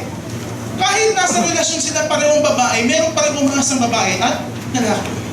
You cannot go away with it. At ang sabi dito, acknowledge and understand sex differences. Pasimula tayo dito para makakaroon kayo ng idea. Ha? Let's see kung gumagana na yung PowerPoint ko. Give me time. Okay, sa lalaki, di ba merong, alam niyo ito, lahat naman tayo nag-aaral ng biology. May testis, naka-penis, ovaries, and vagina. Pero minsan naging problema sa kultura natin. Pag mga term ng Pinoy about sex organ, di natin masabi, tama? Nung ako'y bata, 2 years old, grade 2, sinabi ko sa nanay ko, Nay, saan ko lumalabas yung mga bata? Asa ko sa akin ng nanay ko, ay saan yan? Sa puwerta. Puwerta? Sa isang 8-year-old, ay puwerta. Inisip ko, baka sa puwet, no? Kasi mas malapit puwerta at saka puwet. No? Naintindihan niyo ako, tabu pa rin sa atin yung sex talk. Pero dapat pinapag-usapan ko sa loob ng bahay at ng mga nanay at tatay nag-educate sa inyo. Ito pa. Oops. Sige, huwag na. Next. Ang mga babae, mas konti ang red blood cells ninyo. Kaya sa mga strenuous activities, mas napapagod kayo mabilis. Ang lalaki hindi. Isa yung difference, okay? Kaya more energy sa lalaki. Number 3, to. Yan. Ang mga lalaki, mas makapal ang mukha. Ang balat. Kaya handa kami sa mga babaan ng araw, ROTC. Sino pa nag-ROTC sa inyo? Those were the best days of my life. Kasi doon ko nakita, I can stand the heat of the day. Mga babae, hindi. Hindi man kayo makapal ang inyong balat, mas marami kayong fat under your skin. Pagdating sa pagtaglamig, mas tumatagal kayo. Okay? Kaya kahit kayo, di ba? Kahit kayo, tinatrato na ng malamig, nakakatagal kayo. Yes. Mabugot nun eh, no? Hindi naisip yun. Okay. Ang lalaki, iba ang bones natin. Ito yan ha? Ako, big bone ako eh. Mga babae, smaller ang bones nyo and structured differently. Minsan nakakasara yung mga lalaki. Kapag ikaw kupakending-kending ka, ang landi-landi mo. Hindi sila malandi kasi yung structure ng bone ng babae, talagang appropriate na malambot, saka talagang pakending-kending. Ang masama, pag ang lalaki kumikending, hindi talaga kumikending-kending ang structure ng buong lalaki. And then next, ito. Itong hindi maintindihan ng marami at ipinapaalam ko sa inyo, baka bago sa inyo to, yung utak natin, may fiber na naghihiwalay. Di ba meron left? May right hemisphere. Mas develop ang fiber na yon called corpus callosum sa mga babae. Anong sinasabi na sa atin ito? Simple lang. Ang transfer ng impormasyon from left to right hemisphere mas efficient sa babae. Kasi mas develop eh. Di ba? Kaya tingnan nyo, ang mga babae lahat napapansin. Mga lalaki may pagkamanhid yan. Hindi dahil sa manhid kami, nagmamahal din kami ha. Kundi dahil sa aming utak na hindi ganun na structure ng Panginoon. I'll give you an example. Ito, next. Nagkaroon ng CT scanning. Sige, next. Yan. Yung corpus callosum cross-section yan. Next. Yung nasa gitna, yung fiber. The male and female brain. Kapag nagkaroon ng activity ang brain ng lalaki, iniskan nila yung activity, yung neurotransmission. At ang nangyayari, ang transfer ng information at activity from back to front. Pag ganun lang. So isang side. Kaya isa rin dahilan kung bakit malakas ang tunnel vision ng lalaki. Tunnel vision katawag. Kaya kami, kapag nagdadrive, focus. Kaya sabi nga nila, mahirap mag-drive ang mga babae minsan kasi patingin-tingin, palinga-linga. Kasi kayo naman, peripheral vision. Lahat nakikita nyo. Lahat ng activity ng lalaki. Tingnan nyo yung babae, tingnan nyo yung babae, tingnan nyo yung babae. Ito ngayon activity ng utak ng babae. Yan. Hindi lang kayo from front, back to front, from left to right, from middle to back, from back to middle, from center to left. Mga ganun. Kaya pala magulo mo. Anong gusto ko sabihin dito? Hoy, huwag yung katotohanan to. Katotohanan ng buhay ito. Ang babae kapag nag-isip, ay naku, sama-sama. Ay, sama. Para masali yung mga agad yan. Nag-usap kayo mag-asawa, for instance, wala na tayong pambili ng grocery. Ang response sa lalaki ganito, kailangan po makahanap ng trabaho para kumita. Then bibili ako ng grocery. Babae. Wala tayong grocery. Ano na future ni Nano? Kasi kasama sa bahay. Tama. Naku, ibutang pa tayo kay Aling Nena. Kaya ba? Kung pakinggan yung utak ng lalaki, hindi pagka-predictable. Sorry, ako masirap yun. Ha? Pag babae, magagalit kayo sa akin, masisira ko. Kasi, mga babae, totoo niyan, lahat ng inyong iniisip konektado sa inyong mga relasyon. Papalawalag ko mamaya. Kaya ang lalaki, next, mag-link kami saan? Click. Yan, map reading and spatial reading. Nag-excel na lalaki madalas architecture, engineering. Babae, hindi. Next, memory test and intuition. Ito yung mga nag-aaway, hindi na kayo hysterical, historical kayo. Ganda na ginawa ko sa akin. Kulay blue suot mo. Hello Kitty! Shoes mo. Yes, pasok. Kami ni Mrs. nag-aaway kayo minsan dito. Marami akong mga events na hindi ko na matandaan. Saan ba ako nagsalita nun? Kasi, dito, natatandaan niya. Tsaka yung mga anniversary, huwag kayong magtataka mga babae pag kami hindi matandaan sa anniversary, anniversary. Ito pati po sila mga babae, itindihin niyo kayo mga lalaki na minsan yung aming romance, tools lang yan, tools. Binalabasan namin sa aming arsenal yan kapag monthsary, anniversary, Valentine's Day, Christmas, yan. At kapag tapos na yung event, itatago uli namin. Mamaya. So, naiintindihan niyo mga kapatid? At ito, tingnan niyo, how guys would tell stories. Click, ganyan lang kasimple. Pag babae, yan, next, yan.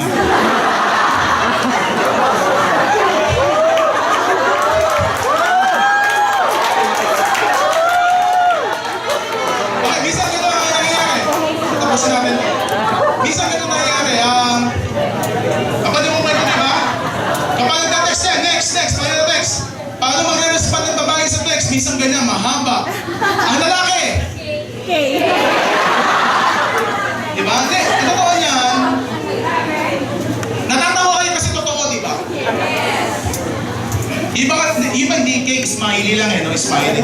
Okay. At ito, ang tendency ng lalaki ito, men analyze, women sympathize. Pakiclick. Sorry. Ano ba? Sorry. Ito. Emotionally different din. Ito. Ang lalaki may sort of manhit. Manhit kami in a sense, hindi dahil sa hindi namin kinararamdaman kasi hindi namin minsan ginagawang big deal yung mga big deal sa inyong mga babae. Okay? I hope ipaunawa nyo sa amin na big deal ito. Kuya, huwag ka rin ito. Babaksa na sa upuan. Next, ito pa. Tamang hinala. Ako naniniwala ako sa tamang hinala ng babae. Okay? Ito yan. Mga lalaki, pag nahuli na, umami na. Next. Ang lalaki, logical. Logical kami in the sense na kailangan solusyon ng aming ihahain. Hindi feelings. Ang babae, emotional, logical. Naghahalo. You feel it.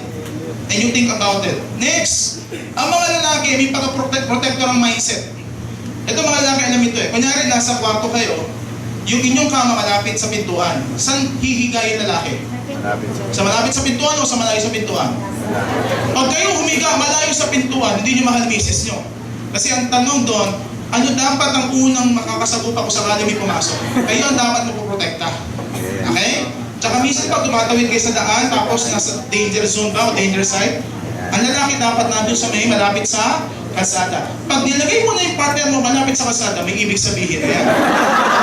Ay nag-aaway kayo o kaya bahala na kayo. Ang babae, aminin nyo man o aminin nyo sa sarili nyo, may pagka-princess in distress ang mindset. Next. Because you need security from guys. Okay, hindi ito pagbabalahura, sorry for the term, sa inyong karakter, pero may tendency. Pag sabi tendency, there would always be exceptions, of course. Next, easily loses confidence sa mga lalaki kapag bumabaksak ang project, hindi sila napopromote, nangihinawa. Ang babae iba, you lose your self-worth. Hindi ako maganda. Pero mas mataas ang suicide rate sa lalaki. Okay? Kasi kayo mga babae, pag may problema, next, ang lalaki, ang tawag dito, nakikip. Kapag may problema kami, nananahimik kami, at lumalabas kami ng aming family zone para ayusin ang aming issue. Ang babae hindi. Pag kayo may problema, usap. Di ba? At tawagan ng mga friends, friendship, may problema kami ni boyfriend. Diba? Usap tayo. Boys, normal ba sa atin yun? Bro, punta ka dito sa restaurant, iiyakan tayo. Hindi normal sa lalaki yun. Hindi normal. Tsaka pa nag-uusap ang lalaki, mapapansin nyo to. May tinatawag kaming horizontal talk. Ang babae, madalas, diba? Face to face. Kami horizontal. Ayun lang yung makita, parang naaasar kami minsan na, bro, ito lang. Bro, okay lang yan. Diba gano'n na? Hindi kami yung sabi ko nga sa inyo, yung masyadong malapit na isa. Well, machismo, maaari, eventually. Next would be, yan. Ang problema sa maraming lalaki dahil task-oriented, pwede maging self-absorbed. Mga lalaki, magbantay tayo dito, ha? Ano na tayo may trabaho? At ang babae, ito, all out with feelings at multitasker kayo. Nakita ko yan sa nanay ko. Nung kami lumalaki, naglalabay, nagluluto ng sinaing. Tapos meron pa siyang hinuhugasan ng pinggan, nagbebenta pa ng ice candy. Lalaki hindi. Kaya kami nag-away ni Mrs. Pag ako gumagawa ng aking gawain, nagsusulat ako, focus ako, sabihin sa akin, paabot nga yun ng gunting. Ha! Ako ang ginugulo. Nawawala ako. Naintindihan niyo mga lalaki? Yun ang tendency natin. Ang babae, pakintindi naman kami. Tayo naman ang pinatawad ng Diyos, di ba? Panawain mo naman. Ayos? Okay. Sinabi ko kanina, men analyze, women sympathize. I would pass up na ito. Pops, yun na. Tandaan nyo ha, men tend to analyze, women sympathize. Ang pagkakaiba, ito. You can jot this down. Next. Ang lalaki, itong focus, power, competency, at autonomy. Pag sabi autonomy, independence, efficiency. Gusto namin maayos yung aming ginagawa. Achievements. We focus more on success and significance. Hindi ko sinasabi that we do not feel feelings. Ang sinasabi ko, maraming lalaki would be identified with achieving success and significance sa maraming bagay. With of course, with due consideration sa aming relasyon. Next. Ang babae, itong inyong tendency. Relationships, communication, relate, connect, express feelings, empathize, and then security. Hindi ko sinasabing hindi kayo nag-aim for success and significance. But the common tendency ng mga babae will focus more on relationships kasi you are made by God to feel. Ang ko sinasabi ito, ang babae, pag minahal mo, mamahalin ka. Kasi ang babae by nature, ang definition niya sa Hebrew word, ang definition niya is receiver. Pag sabi niyo, receiver. Receiver. Diba? Kaya tinan niyo rin, how we were made by God. Ang lalaki, inserter, ang babae, insertee. Receiver ang babae. Okay? Kaya mga lalaki, akin naman tayo, huwag kayong pa-fall. Kaya yung mga pangalan dyan, Paul, mga pa-fall yan.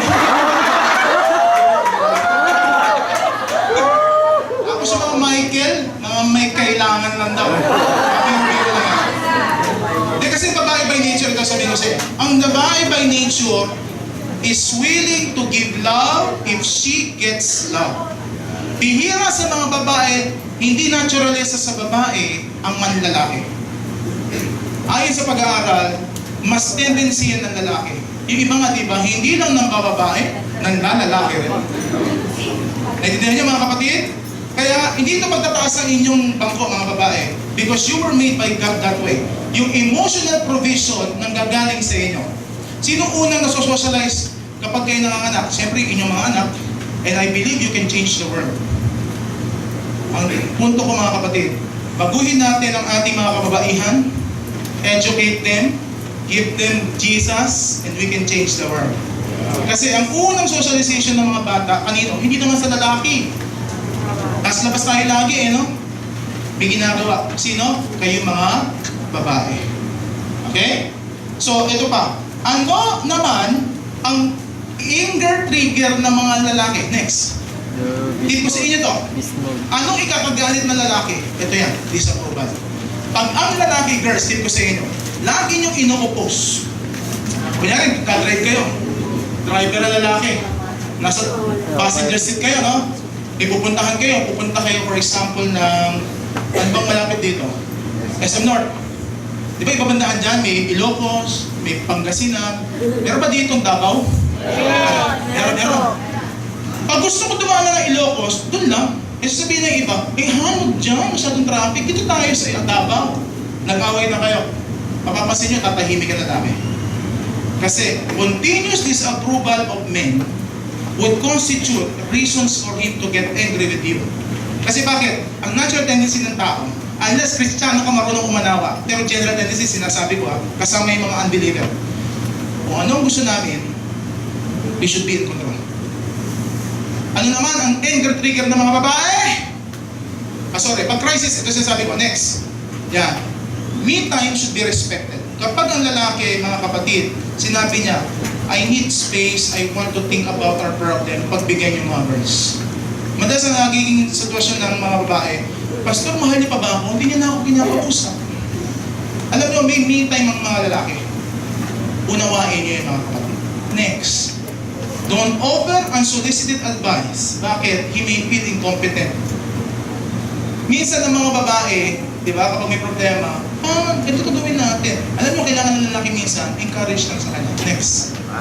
Let him feel that you need him. Yan. Isa sa mga tendency ng mga lalaki.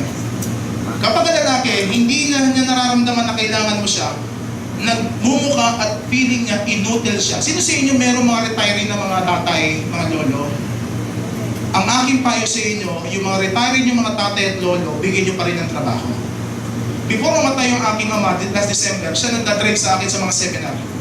Kasi ang gusto kong mangyari, kahit hindi kayo matanda na, nasa 60s pa naman siya, kumikita ka pa rin kasi binibigyan ko siya ng allowance. Pero mga lalaki, mga kapatid, pag hindi niya binigyan ng trabaho, feeling nila, inutil sila. At pinakahuli, ito yan. Rubber band attitude. Yan sinasabi ko. Babalik kami, don't worry, wait lang kayo, chillax lang kayo. I love you pa rin, muwa-muwa, chup-chup. Diyan lang kayo. Mga babae, gusto ko sabihin sa inyo to kasi itong paulit-ulit na nagiging issue sa aking counseling pati sa mga studies na lumalabas. Hindi maunawaan ng mga babae na ang mga lalaki may me time. Pag sabing me time, ako muna. Okay, tanong ko mga lalaki, bakit minsan ayaw natin magsalita sa mga babae? Sige, kuya. Hindi na lang wala ako doon. Piling ka kasi parang inutil ka. Bakit tayo hindi nagpasalita sa kanila kung ba't tayo nagkakaroon? Sige, sige lang. Bakit ako?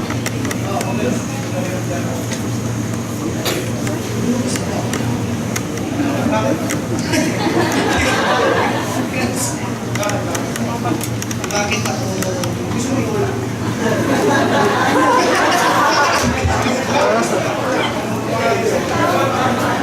Kasi lalaki ako. Lalaki. Bilang jacket lang.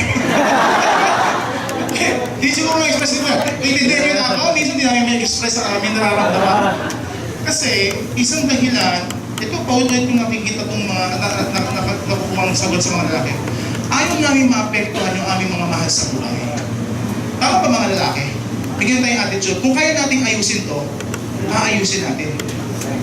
Again, protector mindset. Kasi kunyari, utang. Pag sinabi ko sa asawa ko, maging hysterical ito. Problema ko na naman yun. Paano ko pauhupain ang emosyon nito? Kaya it's better. Maaaring sabihin mo, pero ikaw na-asikaso. Next. Yan. Sa mga babae, ano naman ang anger trigger niya? Ano naman ang anger trigger niya mga babae? Inattentiveness. Pag hindi na kayo pinapansin, pag hindi na kayo kinakausap, wala nang time sa inyo. Sorry for this term. Nag-iinarte na kayo. Inarte in a sense, legitimate naman yung pag-iinarte. Example, ito next. Ang babae, let them talk about the stress. Ito pa. Ang mga babae minsan nakasar kapag lumalapit sa mga lalaki, namatay yung aso ko. 20 years ko naka-aso yun. Sabihin ng lalaki, hindi yan, palitan na natin. Palagi mo, ano magkaramdaman ng babae? Ito naman, bad-bad ka talaga. Aso ko yun eh. Nakita niya ka? Boys, andit ko sa inyo. Pag may problema ang babae, ito gagawin nyo. Namatay ang aso ko. Sabihin nyo mga boys, iyak tayo. Natindihan niyo ako? Di ba? Di ba? Ang tendency na lalaki dahil may pagka-Mr. Handyman tayo fix it, di ba? Solusyonan ang problema. Pero ang gusto ng babae, iyakan lang. Empathize. Tsaka natin papalitan pag bukos na yung luha. Natin yan, next. Ito pa. Never offer solutions to change her mood. Validate her feelings. Yun nga no? Importante sa babae na ma-validate ang feelings. Ibig sabihin, sinusuportahan mo siya emotionally. Next, ito pa. Cherish them in times of need. Pag may problema, mahalaga sa babae, ino-onboard mo siya. Ito ang problema natin mga lalaki. Gusto natin tayo lang gumawa ng problema, pero gusto ng babae, Han, mahal kita. Tutulungan kita dyan. Okay? At ito, must be reassured that she is not left alone. Sa mga babae, pag matagal kayong nawala na connection, emotionally, you need to establish ways to reconnect. Ang babae, ang isang analogy dyan, ang lalaki, di ba, rubber band? Ang babae, wave. Merong emotionally down kayo, pag kayo nilalambing, ginagawan kayo ng magagandang bagay ng inyong partner, tumataas ang emosyon ninyo, tuntua kayo, at mahal na mahal yung partner ninyo. Hanggang sumating sa punto, pababa na naman, hindi naman ako kinakausap, busy na naman sa trabaho, lagi na naman siyang nag-overtime, and then, babawi na naman si Mr. Tataas na naman. Tama ba ako? Tama lang sa inyo. Kaya mga lalaki, tandaan nyo to, kailangan bumabawi kayo lagi. Example, ito yan. Scoring. Sa love scoring, ganito ang system. Okay, ganito yan. Example. Sa lalaki, one time, big time. Example, unang kiklik. Kapag ang lalaki, na-delete yung kanyang partner o misis, gusto niya big time. Kasi akala niya yung big time na yun, maraming points. Kunyari ito, Han, date tayo, Manila Hotel. O kung gusto mo sa Manila Hotel, World Resorts Manila. Tapos magbubok tayo ng isang kwarto. How much? Han? 25,000. And then may lunch tayo costing 5,000 per meal. Dalawa na yung kwarto. Tapos pagkatapos, pupunta tayo sa Manila Ocean Park. May Manila Ocean Park, no? Magtititiin tayo ng sharks. Sa magandang entrance. And then magpapakain tayo yung mga paa natin doon sa mga spa na mga fish spa. Iniisip na lalaki, wow, ang dami ko na nag-asos, 25,000, 5,000, siguro mga sa 40,000 na. Oh Han, ito pa, magsha-shopping tayo sa MOA.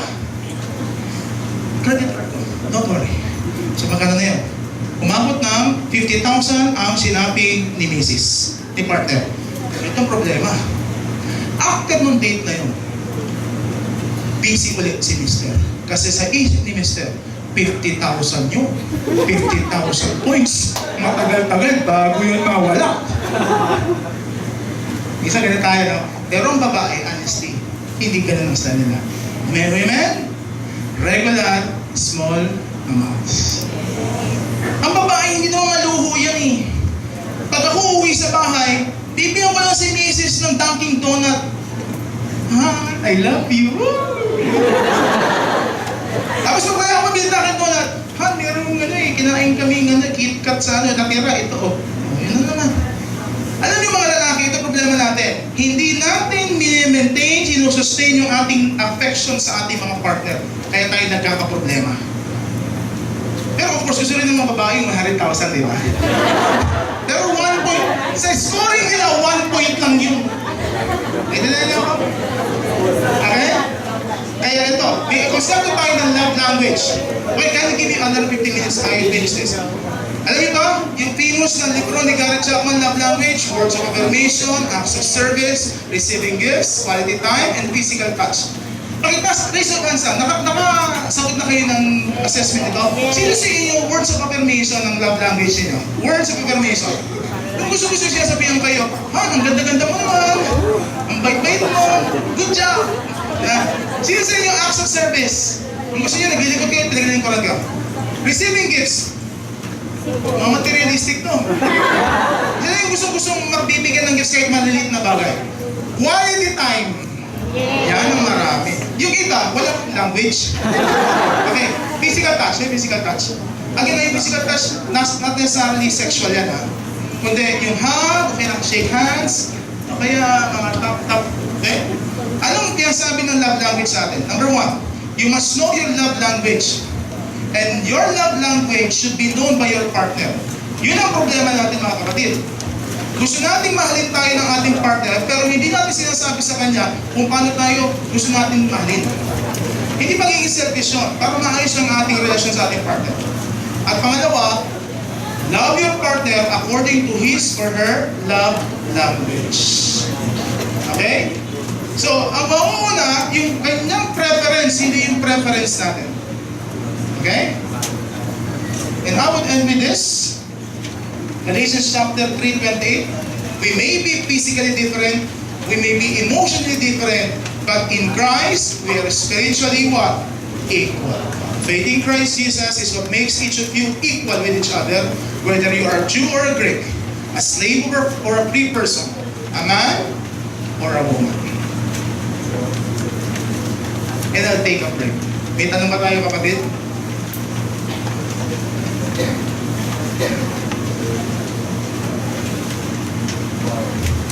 Okay, kung walang tanong, let's watch this video muna and I will end with this chapter. Sige. Sige, click. Okay, click. Nasa atin. Click lang. Diretso. Mga kapuso, walang talagang namang makakaalam sa wagas na pag-ibigan. Yan ang pinatunayan ng isang kameraman ng GMA sa kanyang kasintang dating researcher ng programang Unang Hirit. Kahapon, inalay ng binata na surprise wedding ang dalaga para habang buhay niyang masamahan ang minamahal sa pagharap sa sakit ng cancer. Nakatutok si Susan Enriquez. Ang pag-ibig, kapag pumasok sa puso ni Numan, hahamakin ang lahat masunod lang. Pinatunayan niya ng wagas na pag-iibigan ng staff ng Unang Hirit researcher na si Jennifer Raybalang at GMA cameraman na si Julio Serrano. Sa edad na 17, nadiskubre ang cancer cell sa kanyang ovaryo, dahilan para tanggalin ito. Tanggap na ni Jen na hindi magkakaanak kailanman, pero nag-iba ito nang nakilala niya si Julius. Nagsimula sa pagkakaibigan hanggang tuluyang nahulog ang kanilang loob sa isa't isa. Sa ngayon, ay matinding gamutan ang pinagdaraanan ni Jen. Pero nagsilbing lakas ni Jen ang wagas na pag-ibig ni Julius na nangakong di siya iiwan sa kanyang laban. Siyang yung babaeng mamahalin ko ang buong buhay ko. Pag naalala mo ng mundo. Kaya hindi na tayo magkaka-baby. Ikaw lang mo yung baby ko, di ba? Kaya in time for Valentine's Day, isang surpresang kasalan ang ibinigay ng Unang Hirit para sa kanila.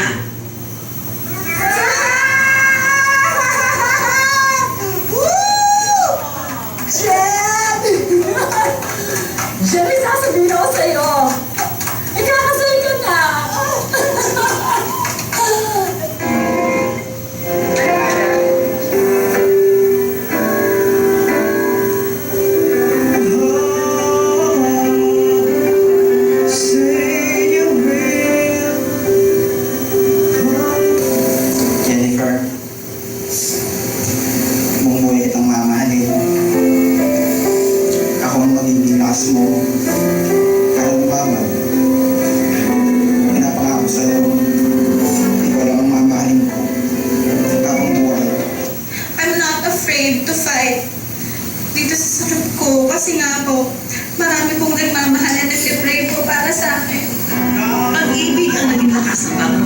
mag-asawa para malampasan ang bawat pagsubok na kanilang nararanasan.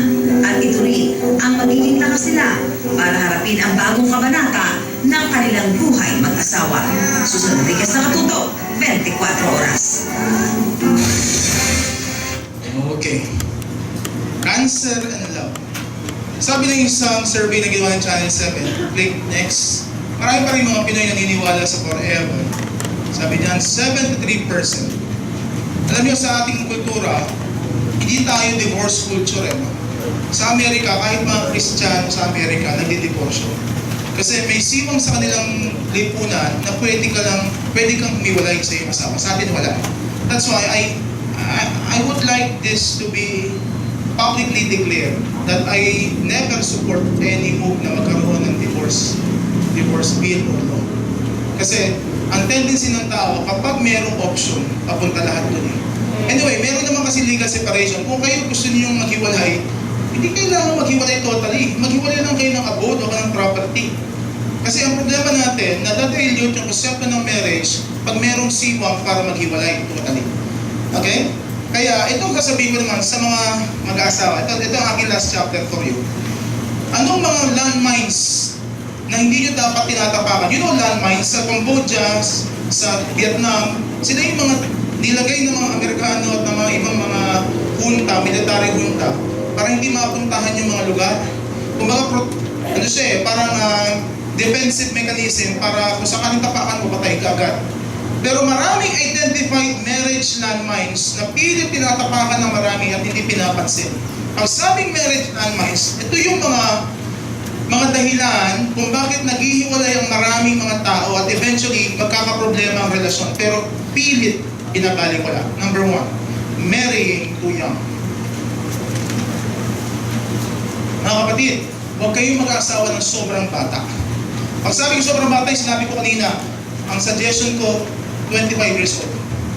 Kapag kayo bata nag-asawa, para kayo kaya mga magulang minsan may tendency ganito, pag nabuntis na yung anak, pinagsama, tapos pinakasal, naghihiwalay after 3 months, 6 months. Kasi marami pa kayong immaturities, lalabas yung panagsama kayo.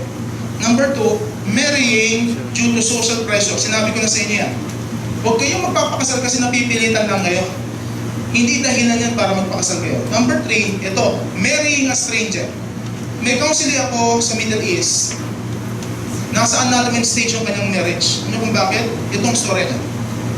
Nagkaroon siya ng problema sa kanyang unang relasyon and then pinakilala siya isang lalaki. After 3 months, nagpakasal sila. Well, okay naman yung first stages ng kasal. Pero, ano nangyari ito? Doon lumabas yung tendency ng lalaki na mamugbog. So, battered wife siya. Pero kung naging matagal ng iyong panahon na makilala mo pa yung lalaki, alagay ko may tendency siya, makikita mo yun sa mga actuation niya. So, please, do not marry a stranger kasi baka magpahama kayo. Matay mo, criminal niya, may record sa kung saan, psycho killer at kung ano-ano. Hindi ko sinasabing lahat yun. Sinasabi ko, kilalanin ninyo mapapangasawa ninyo. Okay? Number 4, marrying to complete yourself. Ito yung sinasabi natin, huwag niyong hanapin yung inyong kaligayahan sa iba. Para yung mga statement, no? You had me at a hello. Or, you had me at a burger. Burger na lang, kapit ka na. Huwag ano, you complete me. Ano ang ganun mga statement? Please, si Lord lang makakakompleto sa'yo, ha? Hindi ang iba. Next, marrying to resolve intra-personal issues. Pag sabing intra, yung mga issue mo sa sarili mo, intra means inside. For example, addiction. Maraming lalaki, ganito attitude minsan, ay para matigil yung aking pambababae, addiction sa pornography at masturbation, mag-aasawa na lang ako. Para may outlet na ako sa mga bagay na ako yung ginagawa ko ngayon. Nagkakamali kayo guys. Minsan, mas tumitindi addiction nyo pag may asawa na kayo. Kasi, wala nang karapatang hiwalayan kayo ng babaeng inyong papakasalan. Bago pa kayo mag-asawa, pakiayos na yan. Okay? At ito, marrying due to unwanted pregnancy. Madalas itong attitude na marami, as I said, nabuntis ang anak, saving face, baka lumaki yung apo ko, na bastardo, kaya ginagawa, pinakakasal nang wala sa panahon. Alam nyo mga magulang, ang aking payo, huwag nyo na dagdagan ng mali ang isang mali. Kapag ang mga bata hindi handang magpakasal, huwag magpapakasal. Huwag silang ipakasal. Pero ito naman napapansin ko, hindi nga pinakasal. Pinagsama naman sa isang bahay yung dalawa. Kaya sa halip na isa lang ang babae, isa lang ang anak, ano nangyari? Apoy, nakalima. Wala rin. Next, marrying as an act of rebellion.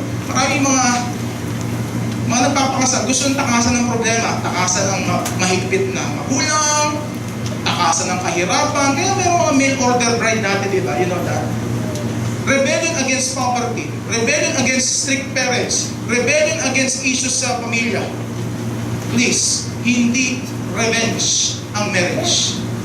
Galit ang motibasyon, maling-mali. At hindi ito. Marrying to change your partner. Ang tawag dyan, rescue fantasy. You cannot change your partner. Pakisabi sa sarili niya, kahit ang boyfriend mo, hindi mo kayang baguhin yan o girlfriend mo, si Lord na makakapagbabago dyan. It's up to you whether you can live with that or not. Kaya bago kayo magpakasal, kilalanin ang inyong mapapangasawa. Okay? But again, kahit kayo mag-asawa na, huwag niyong iisipin, kaya kong baguhin ito. Okay, ano ang dapat natin tignan? Number 1, kung kayo mag-asawa, kailangan ano yung prinsipyo na ito? Your decision to leave your parents, cleave to your partner, and weave your life with your spouse. The process of leaving, cleaving, and then weaving. Mga singles, kailangan nyo maintindihan ito kasi bakit?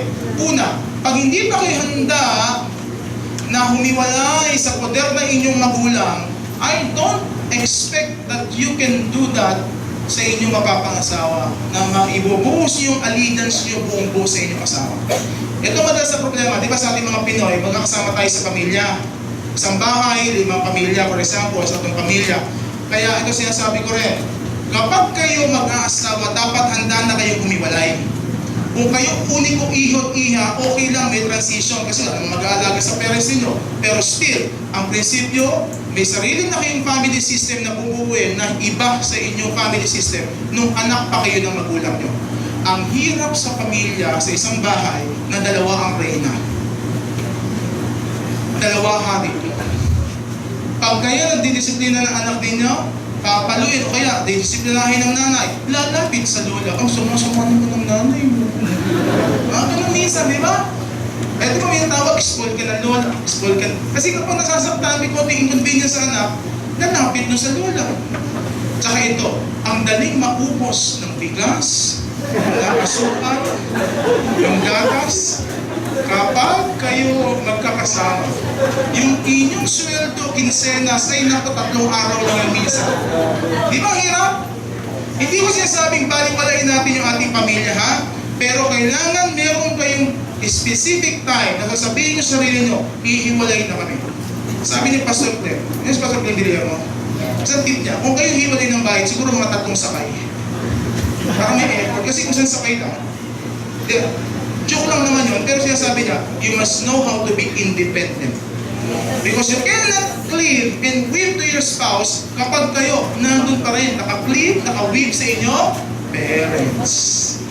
Number 2, basahin niyo na lang sa Ephesians chapter 5. Kailangan alam yung responsibility niyo bilang husband and wife. Wives, huwag niyo isipin na ang submission niyo sa inyong mga asawa ay isang submission na kayo inaalila. No. You're not really submitting to a person, you're submitting to an office. The office of a husband ordained by God to protect the family. Alam niyo mga lalaki din, hindi tayo mabubuhay kung wala yung ating mga asawa. Ako kunyari, madalas ako sa public speaking, nagsusulat ako, kung wala si Mrs., wala mag-aasikaso ng damit ko, o ako pa mamamalansya ng damit ko, ako pa maglalaban ng kung ano, ako naglalaban ng tayo kahit paano. Siguro mga once a year. Ang punto ko mga kapatid, kailangan natin sila mga guys, mga lalaki, kasi sila ay talagang merong maitutulong sa atin. Ano totoo niyan? Mas malaki ang responsibility ng babae sa bahay. Lalo na kung may double burden kayo, nagtatrabaho pa kayo. Saludo ko sa inyo. Diba? Ang mga babae nagtatrabaho, pagdating sa bahay, ang mga lalaki sasalampak sa soba, manonood ng NBA, popcorn. Di ba ganun minsan? Kaya mga babae, hanga ako sa inyo. Hanga ako sa inyo. With full honesty. Okay? Ito pa. Your physical health, importante yan. Bago kayo mag-asawa, please, ayusin ang katawan. Mga lalaki, pag kayo masakitin, walang mangyayari sa atin. Hindi mga pagtrabaho. Mga babae, please, alagaan ang katawan, mabubuntis. Ang hirap, no? Mabubuntis ka, 30 pounds ka lang, 30 kilograms, 50 kilograms ka yun. Ito, may mga ano, may mga kasa. Okay, 30 kilograms ka lang. Alagaan yung katawan nyo. Tsaka, minsan, hindi nakaka-encourage. Nay, diet ka na, ha? Hindi kasi payat-payat minsan. Tsaka, please, alagaan ang inyong katawan for its sake, no? Your emotional well-being. Example, pag may mga loose ends pa ang inyong relasyon before, huwag kayong mag-aasawa. Kung hindi pa kayo nakaka-move on, huwag yung sasabihin sa inyong partner, sige na, pakasal na tayo. No. Ang payo ko ito, settle niyo muna yun. Kasi magmumulto yan pag kayo kasal na. Magmumulto siya. Ayusin ang emosyon. Number 3, yan. Kayo bang marunong magsaing? Rice cooker. Meron ngayon, natatawa ako, talaga ang tatamad na ng mga tao ngayon. Meron sa Shop TV, yung bibili ko 6,000 na pressure cooker, na lahat daw pwede mo iluto, lobster, crab, pizza, pasta, lahat na yun. Yung bibili mo. Parang yung ano lang, yung pressure cooker lang na Doraemon, parang nilalagay mo lang. Tatamad ng tao ngayon. Alam nyo, kapag walang technology, paano kayo? Nung bata kami, tuturuan kami magbunot. Ano yung bunot? Nagbubunot pa ba kayo ngayon? Ano bunot yan? Floor polish. Tapos, yung sukat ng sabaw ng kain, na bigas. Tinuruan kami ng nanay ko, likod ko na to. Tinuruan kami magluto ng kamaron rebosado. Yan. Sinigang. Care. Ang care? Kare-kare. Diba? Mga babae, kayo ba marunong? Yes. Lalaki, marunong kumain. Yan. Hindi, alam nyo, modeling kasi yan. Kapag marunong kayo sa gawaing bahay, makikita ng inyong mga anak, ang galing nanay. Super dad, super mom. Ito pa, financial status. Sino sa inyo gusto nyo bago kayo mag-asawa, may bahay na kayo? Yes. Taas ang kamay. Okay, good. Baba. Sino sa inyo gusto nyo kahit paano marami na kayong pera sa bangko? Good. Yeah. Sino sa inyo gusto nyo kahit paano kung gusto nyo may kotse kayo? Okay. Sino sa inyo gusto nyo stable din trabaho nyo? Good. Pero sa iba sa inyo, baka hindi na kayo makapag-asawa. Ano kung bakit? Ganun ang catch yan. Kasi, ito catch niya. Minsan sa sobrang nating pangarap na maabot yung ating mga naisin sa buhay, napupunta sa back burner ng buhay natin yung relasyon. Na dumating sa punto, may kayamanan tayo, may kotse, may mansyon, wala naman tayong partner. Ang sinasabi ko ito, this is the wisdom na pwede kong ibigay sa inyo. Hindi masamang mangarap. Pero, kung sasabihin mo sa akin na kailangan mayaman ka bago ka mag-asawa, baka hindi ka makapag-asawa. Ang sinasabi kong financial status dito, ito, handa kang humiwalay at magsimula ng buhay pamilya. Madalas kasi ito, aminin nyo, maraming singles dito, no? Ilag-ilag lang, ha? Minsan ATM kayo ng pamilya nyo.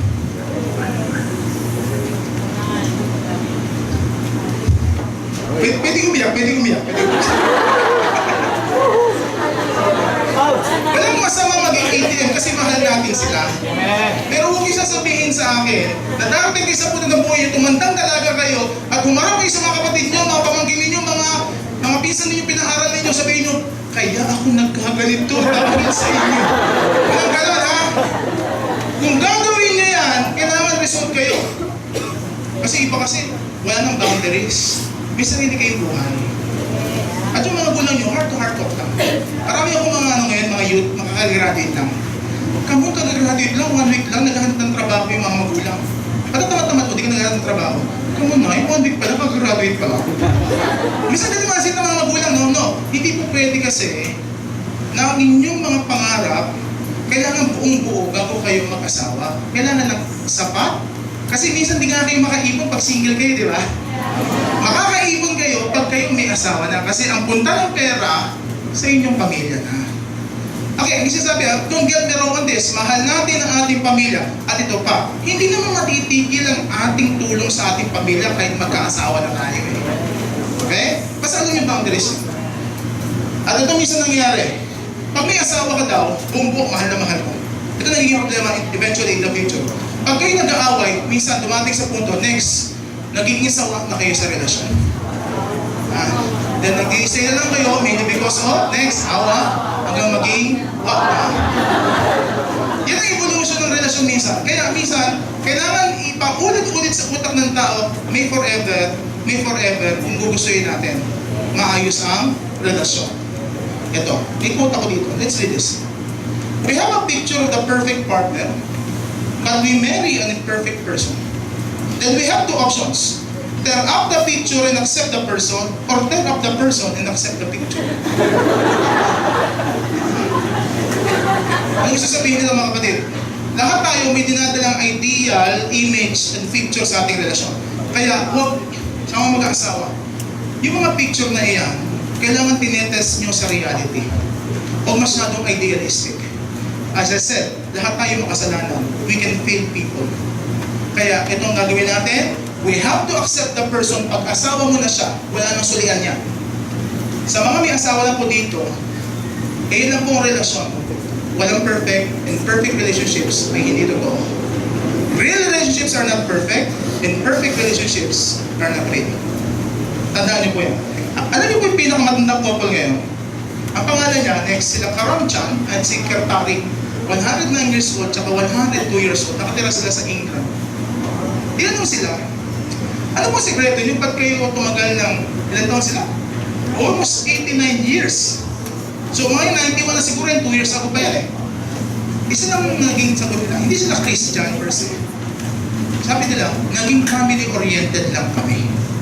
Yung kagustuhan namin, laging nakatuntong sa kung ano ikabubuti ng aming pamilya. Alam niyo mga kapatid, pag nag-asawa, pag may mga anak na kayo, ang selfish character dapat nababawasan, hindi umaangat. Kasi meron ng ibang umaasa sa inyo. Sana maging lesson sa atin yan. Sabi nila, we're just family-oriented. Okay? Di ba, magkamukha na sila, di ba? Okay, last na ito. Ano ngayon ayon sa pag-aaral para ma-maintain nyo yung inyong relasyon? Number 1, positivity. Okay, awalan na. Kailangan lagi may panahon para sumaya. Huwag yung away, lahat ng kamalian ng partner mo, nakikita mo, negativity. Let's be positive about things. Pag may problema, kaya natin to. Okay? Next, assurances. Masabing assurances, pag mayroong mga doubts, may mga away, you always tell your partner, mahal kita, ano man ang mangyari, maging sino ka man. Mahal naman. Napakahalaga sa babae yan, lalo-lalo na. Kasi minsan natetest yung ating allegiance sa love sa ating partner sa panahon ng crisis. Assurances will give us the positive feeling na ano man ang mangyari, nandito ang aking partner. Number 3, ito yan. Next, openness, transparency. Pag galit-galit, yung sabi ko kanina, no? Huwag didedmahin. Mas maganda yun, pag nakitang galit-galit, galit yun ni misis. Pag galit ako. Pag galit siya, tahimik ako. Importante yun, huwag yung sasabayan, okay? Kasi pag hindi na kayo nag-open transparency natin sa ibig sabihin, may tinatago na kayo, and that's bad. Next, social networks, the social support ninyong mag-asawa. Huwag kayong lalayo sa church, huwag kayong lalayo sa pamilya ninyo. Pag nag-away kayo, saan kayo pupunta? Well, may barkada pa kayo, di ba? Pero una nyo pupuntahan, pamilya nyo pa rin. Pero ito naman payo ko sa mag-asawa. Yung away mag-asawa, kung pwede isettle ninyo yung dalawa, isettle nyo naman dalawa. Lumalawak ang battle zone. Nagkakampihan. Okay? Please. Importante, no? Contain the conflict. Contain. Kasi hindi makakatulong. Kaya di ba nag-aaway yung mga in-laws? Dati magkakasama pa basketball yung mga ano. Ngayon wala na. Kasi bakit? Nagkakampihan.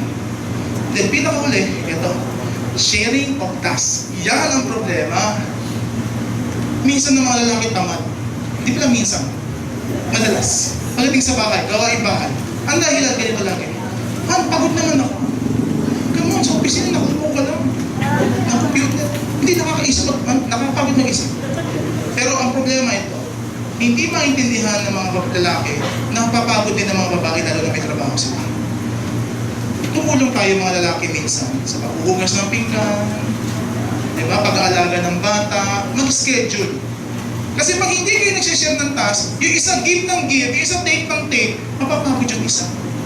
Hanggang kanta mo na, tuyo na ang damdamin ng kanta niya. So, mga kapatid, 4 na 5 yan, positivity, assurances, openness, social networks, and sharing of us. True love does not have a happy ending.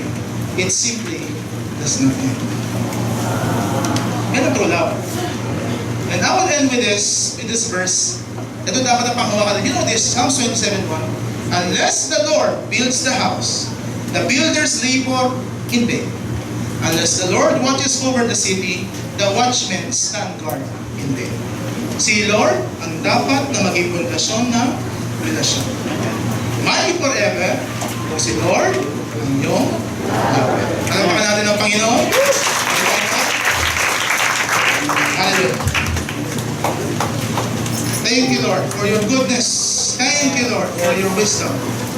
Thank you, Lord, for touching our hearts to be responsible lovers. Lovers of you and lovers of our brothers and sisters. Let's sing this song. Just to remind us, ano man ang mangyari, it is the